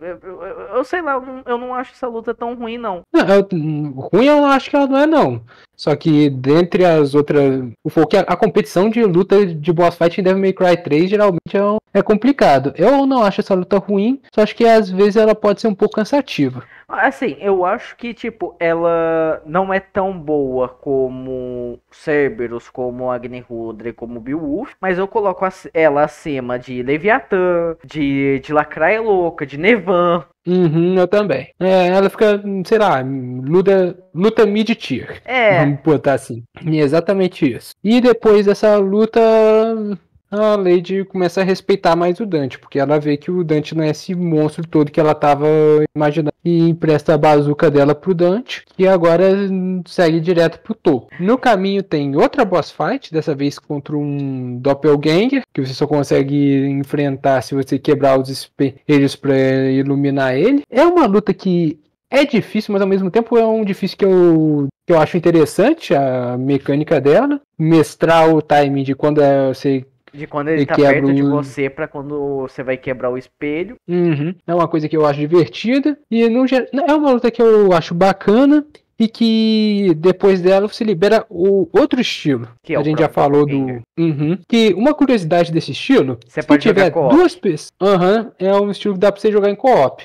O problema é que ele gasta Devil Trigger, mas... Se você tiver Devil Trigger infinito e tiver um amiguinho querendo jogar Devil May Cry... Aí, ó. Hashtag fica a dica. Hashtag fica a sugestão, vai. Pô, pior que isso é uma ideia boa pra caralho, hein? Mas, enfim. E a partir daí, o Dante consegue alcançar o topo da torre, onde teve a primeira luta dele com o Virgil, e agora ele vai pro inferno. Ou pro portal pro inferno. Eu não lembro direito nessa parte, qual que é o nome daquele local. Mas essa parte é um inferno, porque... Oi? Mas essa parte é um inferno, então, tipo, boss rush, velho. Eu odeio aquele boss. Tá certo que o boss rush, se você souber o que você tá fazendo, talvez você mate isso em 3 lutas. Sim. Mas é um saco. É, tem isso. Uma coisa que eu também tenho que ressaltar é que a entrada pro inferno nessa parte é um visual que, de novo, me lembra bastante Devil May Cry 1, do Mundus, lembra? É igualzinho. Branco. A entrada realmente parece que, pô, aqui é o inferno mesmo? Todo lugar, entra no lugar errado? Não, fica ainda mais bizarro porque os inimigos dessa área, na real, que começa a aparecer pouco antes, né? Depois da luta com o Verde e tudo mais, são umas figuras mais angelicais, umas figuras de luz, né? Que ficam atacando com luz mesmo e tudo mais. Você fala, cacete. E o que mais fica nessa questão que é muito uma figura mais angélica, é que é um visual que lembra muito a Lúcia do segundo jogo, e lembra muito os inimigos que você vai ver no Devil May Cry 4. Por mais que depois você tenha uns plot twistzinhos ali relacionados a isso no decorrer do 4, mas lembra. Fica notação mental quando a gente for falar do 4. É notação mental. E aí tem... Eu ia falar que eu tenho quase certeza que é antes da boss rush a fase a etapa do tabuleiro de xadrez. É, antes da boss rush. Saco também. Nossa, os inimigos tabuleiro de xadrez eu não acho tão ruins assim, porque eu me acostumei com a maioria deles. O foda é que eu sei que isso é a questão de hack and slash, é você se habituar a enfrentar um monte de inimigo diferente numa mesma situação. Só que quando você mescla todas as peças de xadrez numa só, puta que pariu, o bispo tacando bola de fogo, a torre soltando laser em X, o cavalo sentando em cima de você, misericórdia, velho. É uma parte que eu acho que se aquela luta fosse mais longa, eu realmente não ia gostar. Tendo em vista que tem como queijar ela, já que eu não sei até agora como que ela funciona direito, mas em algum momento o rei fica vulnerável. Matando o rei, você consegue matar todo mundo. Então, dá pra queijar um pouquinho essa, que é o motivo pelo qual eu não acho ela tão complicada assim. Só pegar e dar o checkmate, mas até você conseguir dar o checkmate. Você o Dante vai voar bastante. Vai. Mas o bom é que nessa altura do campeonato você também já vai ter um bom bocado de Blue Orb, já vai ter All-Star, então... É difícil? Mas você tem o que é preciso para conseguir lidar. E depois disso vem a Boss Rush, que, como você falou, dá para você matar em 3 lutas, que se eu não me engano é a Nevan, o Cerberus e o Agni-Rudra. Justo, Nevan. Justo a Nevan. Eu acho que são essas 3, que se você fizer, você consegue matar. Ou você pode tentar fazer outro ciclo ali, mas você vai ter que precisar de mais luta, mas talvez você esquipe a Nevan, porque, tipo... tem isso. Ou você pode ser doido, que nem um certo tudo. Alguém. Se você fizer tudo, você ganha um fragmento de Blue Orb. Adivinha quem fez isso quando tava tentando platina? Eu não tava tentando platina, mas eu fiz isso. Eu fiz isso. Detalhe, no Yellow Orb. Eu fiz isso quando eu joguei com o Virgil no Special Edition, mas ok. Com o Virgil é 1000 vezes mais tranquilo aquela porra daquele boss rush. 1000 vezes mais tranquilo. Tudo no jogo é mais tranquilo com o Virgil. Mais ou menos, ele não tem pulo duplo. Precisa? Na seção de plataforma pra coletar com um fragmento de Blue Orb é complicadinho com ele. Mas pra sair Mas, moendo o jogo inteiro, foda-se. uhum. O Verde chega a um ponto que você fala, não preciso do HP inteiro com ele. Eu não É, o preciso me Verde submeter derrete a várias essas Blue Orbs desgraçadas. Uhum. E uma coisa que eu esqueci de falar, eu não sei como que a gente esqueceu de falar até agora, é que os demônios normais que você enfrenta, aqueles bichos com foice, parece que eles são baseados nos 7 pecados capitais. Um deles representa raiva, preguiça, luxúria, essas coisas. É interessante porque realmente cada um deles tem uma forma diferente de... E nesse final, acho que você enfrenta o da raiva, que toda vez que você isola ele muito longe, ele retorna para tentar um contra-ataque. É um inimigo que é difícil no começo, mas depois que você mestra, eu acho muito divertido. Você que jogou da última vez de Royal Guard, imagino que você tenha se divertido um bocado isolando ele, esperando ele voltar para conseguir fazer um parry. Ele dá o dash assim, tum! Uhum. O dopamina subindo. E depois desse boss rush, você enfrenta mais um bocado deles, até que você de novo reencontra o Arkham. Dessa vez o Arkham pega... luta! Robo! Oi? Pior luta do jogo. Você for tão alto que o Discord mutou, tá? E nessa luta o Arkham aparece como se fosse a imagem do Sparda e o Dante da faz a piada, olhar pra você como se eu estivesse olhando pra uma privada. E depois que o Arkham cresce e vira um monstro gigante que nem ele sabe o que é, o Dante só fica tipo, gente, meu pai não era tão feio assim. É só olhar pra mim pra saber que não... E aí começa a luta que... O foda é que o que eu fico... Capcom, era difícil fazer o Arkham ser um Sparda bootleg? Eu acho que aquela forma dele é bizarra, mas ao mesmo tempo, por ser bizarro e sem sentido, faz jus à ambição que ele tinha, já que ele abandonou a humanidade pra ficar correndo atrás de poder demoníaco e acabou literalmente um demônio medonho e bizarro. Faz sentido com a ambição que ele tinha, mas é bom de enfrentar? Não, é a mesma coisa que eu falei no caso lá do... Eu tava falando dos designs de Bleach. É esquisito, mas cumpre com a história. Mas agora, falando sobre a luta em si, realmente a primeira metade eu acho uma luta bem enjoadinha. Só que na segunda metade tem um plot twist. Porque o Virgil, que estava desaparecido, você já vê quando você chega no inferno que ele tinha passado pela biblioteca. E aí ele chega exatamente enquanto você está enfrentando do Arkham. E aí, por mais que a luta em si seja paia, esse momento é muito... Porque agora você tem o Dante e o Virgil com um inimigo em comum. E você joga controlando os dois. Mas tá sem teve o trigger. Cara, foda-se. Você tá controlando o Dante e o Virgil. Se alguém pegar o segundo controle, vai jogar com o Virgil. E a música dessa parte é foda pra caralho. Eu devo falar que eu morri umas 3 vezes da última vez que eu joguei por conta da falta de Devil Trigger, porque na primeira forma da luta eu tava sem vida já. Uhum. É triste quando isso acontece. É bem triste quando isso acontece. É trágico. Curiosamente, se estiver jogando com o Virgil, você tá o Virgil que aparece do vermelho. O Virgil virou o Vant. E por fim, e depois dessa luta, quando você tá controlando os dois personagens, você tem o que pra mim é a melhor cutscene desse jogo. A melhor cutscene, O Dante e o Virgil lutando juntos, contra o Arkham, de arma. E eles... Você vê o Virgil usando a Rebellion e o Dante usando... E é bizarro que por mais que os dois tenham estilos de luta diferentes, os dois usam a proficiência praticamente. Eles têm muita habilidade com a arma do outro, né? Mostrando que claramente eles treinaram, né? Tipo, eles aperfeiçoaram as técnicas deles juntos. Por mais que de lados opostos. E aqui você vê a culminação disso, com os dois lutando juntos, um usando o estilo do outro. Outra coisa que eu acho legal nessa parte é uma coisa também que a gente não pegou e falou na parte que a gente tava falando de como os dois são opostos e tudo mais, a questão da honra do Virgil. Porque o Virgil, ele tem...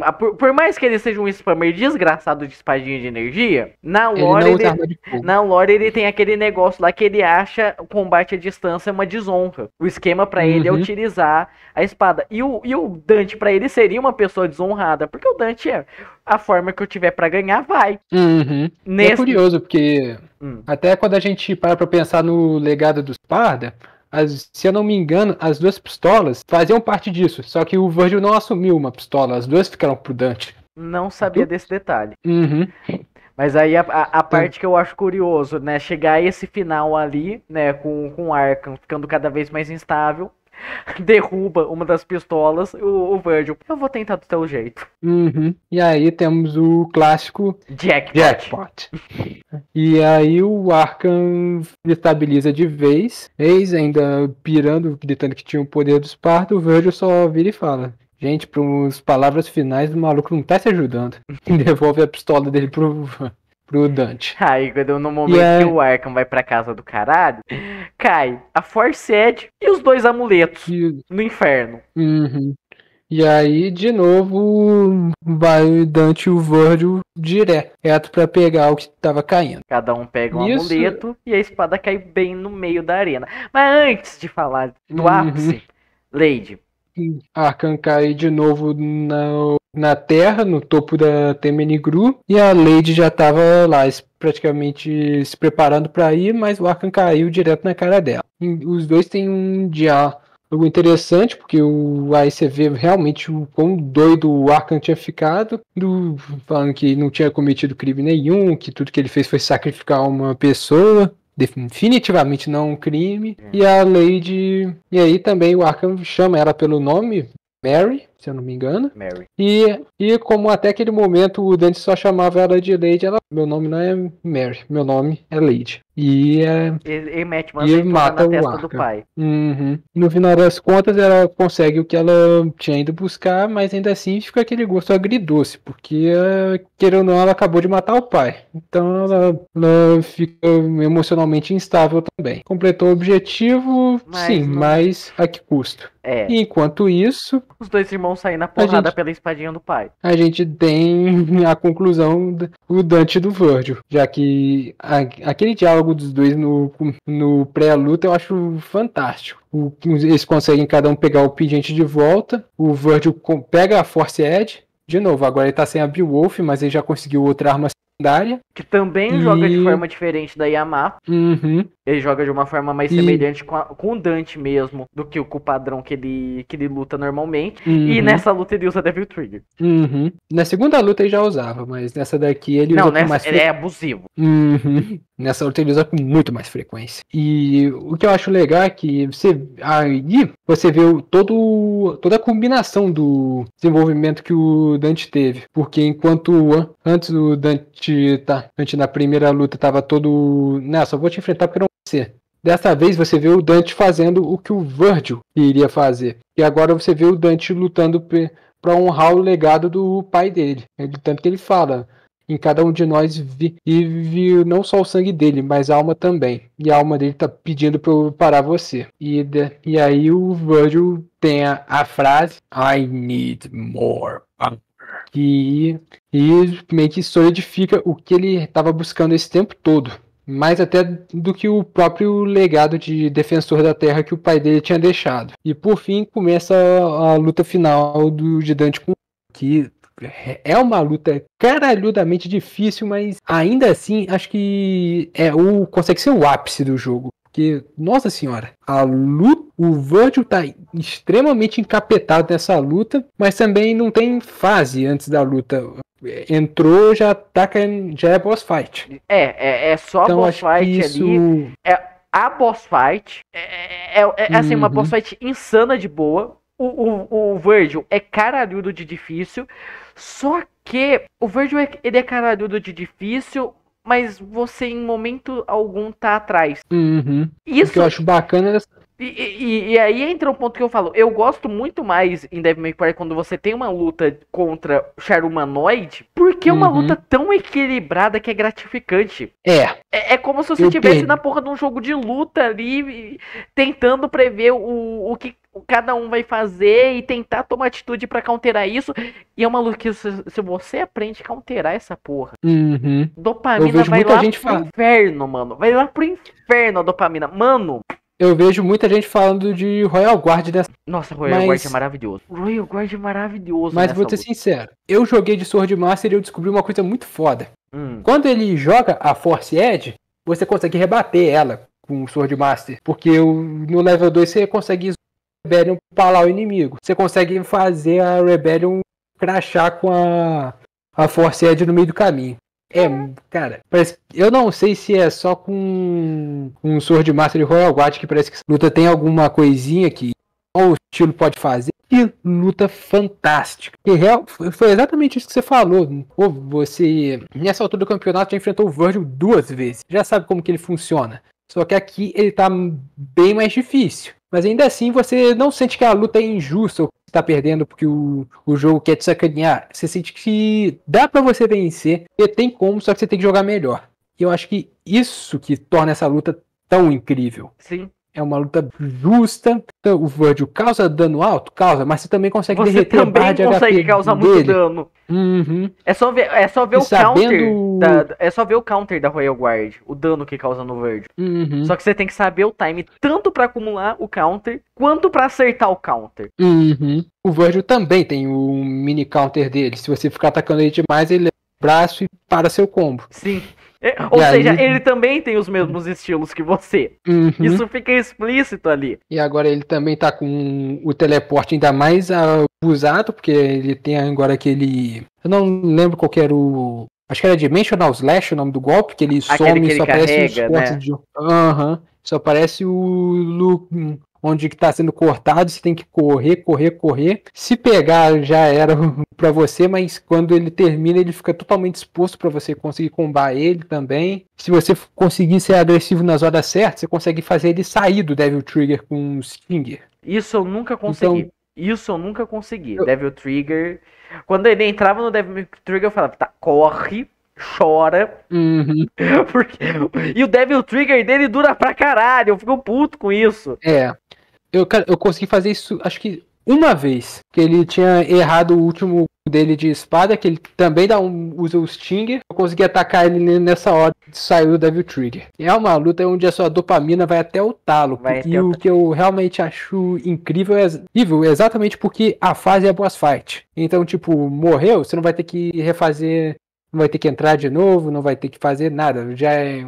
Morreu, volta do zero, John, e pronto, não tem que entrar em porta, não tem que rever cutscene. Então, é uma luta que é gratificante não só de ganhar ela, mas também de rejogar. É uma luta muito da hora de você mestrar ela. Pra mim, essa e mais uma são mais uma, e também é da Capcom, curiosamente. Tipo, eu acho que são disparados, eu não tenho nem dúvida disso. São as melhores boss fight finais que eu já vi na minha vida. É a do Virgil e a do Ômega. Do Ômega 03. Ah, faz sentido. Curiosamente, lutas contra um oponente espelhado geralmente ficam entre as melhores. É curioso. Totalmente justo. E essa luta contra o Virgil, realmente, só tenho a elogiar isso. É um dos poucos casos em que eu vou tentar ser chato pra achar algum defeito. Eu não consigo, porque mesmo que você use o macetinho pra queijar o counter dele, que é carregar o golpe da Beowulf e liberar quando baixar o braço, você não pode ficar fazendo isso por muito tempo. Você pode fazer isso quando você rejoga a primeira luta, mas a última, você fica fazendo isso, quando ele ativa o Devil Trigger, você sempre chora. Você vai estar lá parado carregando um golpe, enquanto ele já vai estar terminando o counter dele, que é rápido, e já vai estar dando um rapid dash. Então você não pode ficar tentando abusar de estratégias baratas. É o famoso get good. Uhum. E tipo, é tão explícito o como essa é definitivamente a melhor final boss de Devil May Cry, que eles não só tentaram replicar essa luta uma vez, tentaram replicar duas. E nenhuma chegou perto do que foi essa. Essa, pra mim, acho que é engraçado. Mesmo que muita gente fala que a terceira metade, depois da segunda luta com o Virgil, é um ponto mais baixo pro jogo, porque é só backtracking, tem inimigos mais ficados, ainda assim, a história progride tanto. E só o fato de ter essa luta no final que eu fico olhando, tipo, cara, eu discordo. Eu acho que esse jogo é maravilhoso até o fim. Não, eu concordo com o negócio que depois da segunda luta tem uma leve quedinha em questão de gameplay, em questão de história sim, ele cresce e tudo mais, mas eu acho que o final, ele vale a pena essa queda. Tipo, não fica totalmente aquele gosto amargo, tanto que é um negócio que eu só fui me tocar mais quando eu fui rejogar as outras vezes, o Devil May Cry 3, por conta da platina, óbvio, mas tipo, só ficou que nem a questão do Devil May Cry 4 4, mais nota mental pro Devil May Cry 4 ali, que pra mim só foi incomodar mesmo numa segunda jogada. E eu acho que a gente já falou bastante dessa luta. A gente já falou que o Virgil tem combos diferentes, que tem hora que ele joga até mais parecido com o Dante, porque a Force Edge realmente joga bem parecido com a Rebellion. E tem essa questão do Devil Trigger longo, tem essa questão de... Parece que a luta interage de forma diferente do estilo que você estiver jogando, que é uma coisa foda. E realmente eu acho que talvez seja... Talvez não, pra mim essa é disparado a melhor boss fight do PlayStation 2. Sem pensar muito. E olha que tem umas boss fights de outros jogos que eu gosto bastante também. Mas essa daqui pra mim fica no trono. Enfim, depois dessa luta a gente vê realmente o final dessa toda essa trama. Porque o Dante tá vencendo. Ele até provoca o Virgil falando que para levantar que ele podia fazer melhor, e o inferno tá caindo, a porta tá fechando, então os dois têm que terminar com essa luta rápido. E aí tem os dois correm um em direção ao outro, uma cena clássica de filme de samurai. Dante ganha, mas o Virgil não morre. E aí eu acho que é a parte onde realmente mais humaniza o Virgil. Porque cai o amuleto e a espada. O amuleto que é a memória da mãe, a espada que é a memória do pai. Que o Virgil decide, no último momento, carregar, na verdade, a memória da mãe. Ele pega o amuleto e ele fala, ninguém pode ter isso. Isso aqui é meu direito. E ele vai recuando, Dante tenta impedir ele, mas ele fala, me deixa. Você ganhou ou você vai embora. Você foi vitorioso. Eu fico. E aqui era esse é o lugar de onde o meu pai veio. O Virgil se deixa cair, faz um pequeno corte na mão do Dante e deixa com ele a Force Edge. E fala para ele meter o pé de lá antes que o portal afunde também. É uma parte que realmente eu acho que, sei lá, se até agora não ficou claro que o Virgil ainda tem humanidade dentro dele, agora ficou explícito. Porque na primeira luta o Virgil já tinha poupado o Dante, até incitando ele a liberar os poderes demoníacos, e aqui realmente ele fecha isso com chave de ouro, falando pro Dante ir embora e aceitando a derrota, mesmo que ele tenha um ego gigantesco, grande demais para falar que eu assumi que fiz merda. Não, ele realmente cai do mesmo jeito que ele estava antes, por assim dizer. Mas o que você ia falar? Eu acabei te cortando. Não, fora que isso também dá o gancho perfeito para tudo que a gente vê relacionado ao Devil May Cry 1, né? Porque aí você já tem o Vant substituindo a Rebellion pela Force Edge, né? Já assumindo mais a questão do medalhão que ele tem e já meio com todos os ideais que são presentes dele do primeiro jogo. Devil May Cry 1. Devil May Cry 3 é praticamente a jornada de como o Dante virou o Dante que a gente conhece. Fora que ainda tem a questão da última cena ali, dele com a Lady, que é onde define o nome da loja, que é o Devil Never Cry. E se você faz uma boa pontuação nos créditos, dizem, né? Eu só vi no YouTube, né? Que tem a ceninha ali do Mundus encontrando o Virgil. Eu nunca consegui matar o último inimigo, eu sempre pegava 99. Eu odeio isso. Quer ver uma coisa curiosa? Eu consegui na primeira vez. Vai se fuder. Nunca mais consegui de novo. Vai se fuder. Eu consegui na primeira vez, depois quando eu rejoguei, deixa eu ver a ceninha de novo. Aí o fantasma não queria morrer. Aí não aconteceu a ceninha, mas tem um mundo pegando o presunto do Virgil lá no inferno pra tornar no Nelo Ângelo que a gente vê do... Ou seja, costura ali tudo certinho, mesmo você tendo esse retcon do Virgil ali no meio. E aí você tem essa história que, pô, a trama da Tremere Gru é muito legal, o desenvolvimento dos dois irmãos é muito legal, o desenvolvimento dos secundários, que é o Arkham e a Lady, é muito legal. Por mais que o primeiro jogo ele tinha uma história bacana, mas era uma história muito básica. Era um capeta que era o trauma de infância do protagonista voltando ali, ele tendo que resolver as merdas do pai dele. Acabou. Acabou. E o segundo nem história tinha. Segundo, sei lá, parece que o que o Dante estava fazendo enquanto não tinha nenhum bicho tentando destruir o mundo. Jogando cara ou coroa. Mas o resultado, Devil May Cry 3, pelo menos até ali, é a melhor trama de Devil May Cry ponto, né? Se eu fosse colocar Uhum. algum defeito na trama do Devil May Cry 2, não seria nem na trama, mas sim mais na parte de gameplay. Eu não gosto da Tamini Group. E aí é o ponto que eu colocava muito. Eu não sei como, eu ainda não sei como. Eu me arrependo de falar isso anos atrás, mas é o ponto que eu acabava colocando o 4 acima do 3, porque eu não gosto do fato que o 3 tem pouca variação de ambiente. Uhum. Eu diria que é um dos poucos defeitos que esse jogo tem no geral. Mesmo que as salas tenham um visual mais essa questão de o jogo todo se passa na torre, então não tem muito pra onde correr, sabe?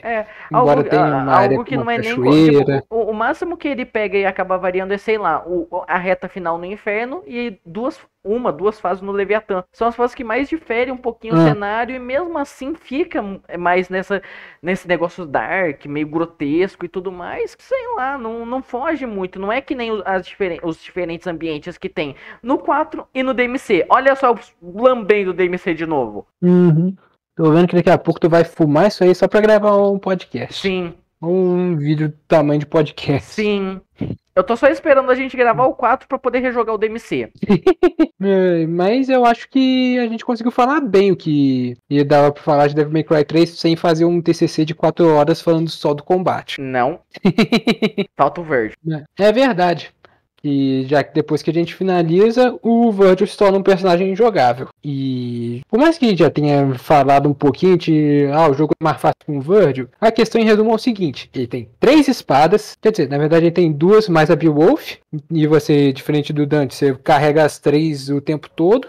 Ele causa um dano ridiculamente alto. Ele tem, ao invés das armas, ele tem as espadas das mágicas, que também, para um projétil, causam um dano ridiculamente alto. E ainda pode usar isso para gastar um pouquinho de Devil Trigger para fazer as espadas rodearem ele. Que nem o Lu Ângelo fazia no primeiro jogo. Uhum. Dá pra você fazer as espadas meio que seguirem o inimigo, ou ficarem rodando em torno do inimigo, ou ficarem rodando em torno do Virgil mesmo. Que é tipo um Trickster bufado. Porque ele meio que dá um teleporte até os inimigos. E pequeno detalhe também, falando das espadas de energia e tudo mais, tem um pequeno porém, que era o motivo pelo qual eu tava jogando com o Virgil pra tentar platina, e é um dos motivos pelo qual eu enjoei, porque as espadas de energia tem uma outra pequena característica se comparar com as pistolas do Dante, além de dar um dano ridiculamente alto. Ele não precisa... já sei. Você consegue ficar apertando o botão de ataque junto com o botão... Exato. Você comba ataque normal junto com projétil. Se você pegar o controle, você pode ficar sem andar e fizer isso aqui, eu tô com o controle na mão. Se fizer isso aqui, você zerou o jogo. Literalmente, isso aqui zera o jogo. Ponto. Porque ele vai derreter barra de vida de qualquer inimigo. Eu zerei no normal, no hard, fiz metade do very hard assim. Aí na metade do very hard eu cansei do jogo. Porque você não aprende o jogo, você fez isso aqui. Eu não cheguei a jogar desse jeito, porque eu gostava mais de usar espadas só segurando o quadrado pra botar elas rodando e eu ficava fazendo outros combos normais. Mas realmente... Eu não cheguei a fazer isso. E detalhe, ainda tem um pequeno porém. Se você ficar variando de arma, eu não sei o que acontece, que você ganha um certo buff, tanto no rank quanto no dano. Então às vezes se você ficar apertando o botão de troca de arma enquanto você tá combando e tudo mais, ele vai variando entre as 3 armas, mandando projétil e dando um dano desgraçado. Eu ia falar que o buff de rank com ele, nesse aspecto, é mais fácil do que com o Dante, já que ele pode trocar por 3 armas, então dá pra fazer o teu combo vai variar de qualquer jeito. Macacadas. Então, tipo, o que eu acho triste da campanha jogando com o Virgil e tudo mais, ele só vai ter a cena de introdução de diferente, que é o momento que ele conhece o arco. O resto não vai mudar nada da jornada dele. Então você vai ter as exatas mesmas fases que você tem com o Dante, você vai ter os exatos mesmos chefes que você tem com o Dante. As cenas, não existem cenas, você não tem cutscene na campanha do Virgil e tudo mais. E as lutas que você enfrenta o Virgil, você vai enfrentar o Virgil vermelho. Vai enfrentar o Vant aí. Vai enfrentar o Vant. Então, isso é uma merda. Isso é definitivamente uma merda. Isso é uma coisa que eu não gosto muito da campanha do Virgil, não. Tipo assim, pra um bônus, pra uma versão. O foda é que é uma versão diferente do jogo. Então, pô, pagar o jogo uma segunda vez só por conta desse bônus, eu não sei. Uma coisa que eu tenho que ressaltar, como eu falei, eu joguei a versão normal. Quando eu consegui acesso à Special Edition por vias pendrivísticas, por assim dizer, o jogo já leu que eu tinha finalizado. Então, quando eu peguei a Special Edition, o Virgil já veio. Da hora. Mas mesmo assim. Não, mas sabe por que eu tô falando isso? Porque eu joguei a Special Edition pelo OPL, que acho que o Lendário já deve ter comentado com você. Já. E ele tem uma dificuldade ridícula em ler cutscene. Basicamente tem hora que o jogo simplesmente não roda por conta de cutscene. E jogando Devil May Cry 3 Special Edition com o Dante, ele trava depois da primeira luta dele com o Virgil. Só que jogando com o Virgil, como não tem cutscene, eu consegui finalizar. Aí é foda, eu não né? finalizei o Special Edition com o Dante. Joga na família, tem o HD Collection lá. Agora eu posso. Agora pode. Mas o Virgil, ele tem uma gameplay mais limitada que a do Dante, por conta de não ter acesso a todas as armas, a outros estilos, e só uma arma de distância, que são as espadas. Ele é mais forte, mas ao mesmo tempo, ele, como você falou, ele cansa mais de jogar. É um bônus que eu realmente gosto, mas realmente é exatamente o que o nome sugere, é um bônus. É um bônus, só que o problema é esse bônus vir em uma segunda versão do jogo. Por mais que ela seja rebalanceada, de novo, a versão original não tem Gold Mode, é só Yellow Mode, e o normal é Hard, e o Easy é normal. Então, acho que assim... por mais que na Special Edition não tenha tanta coisa assim de especial, eu fico feliz que ela existe.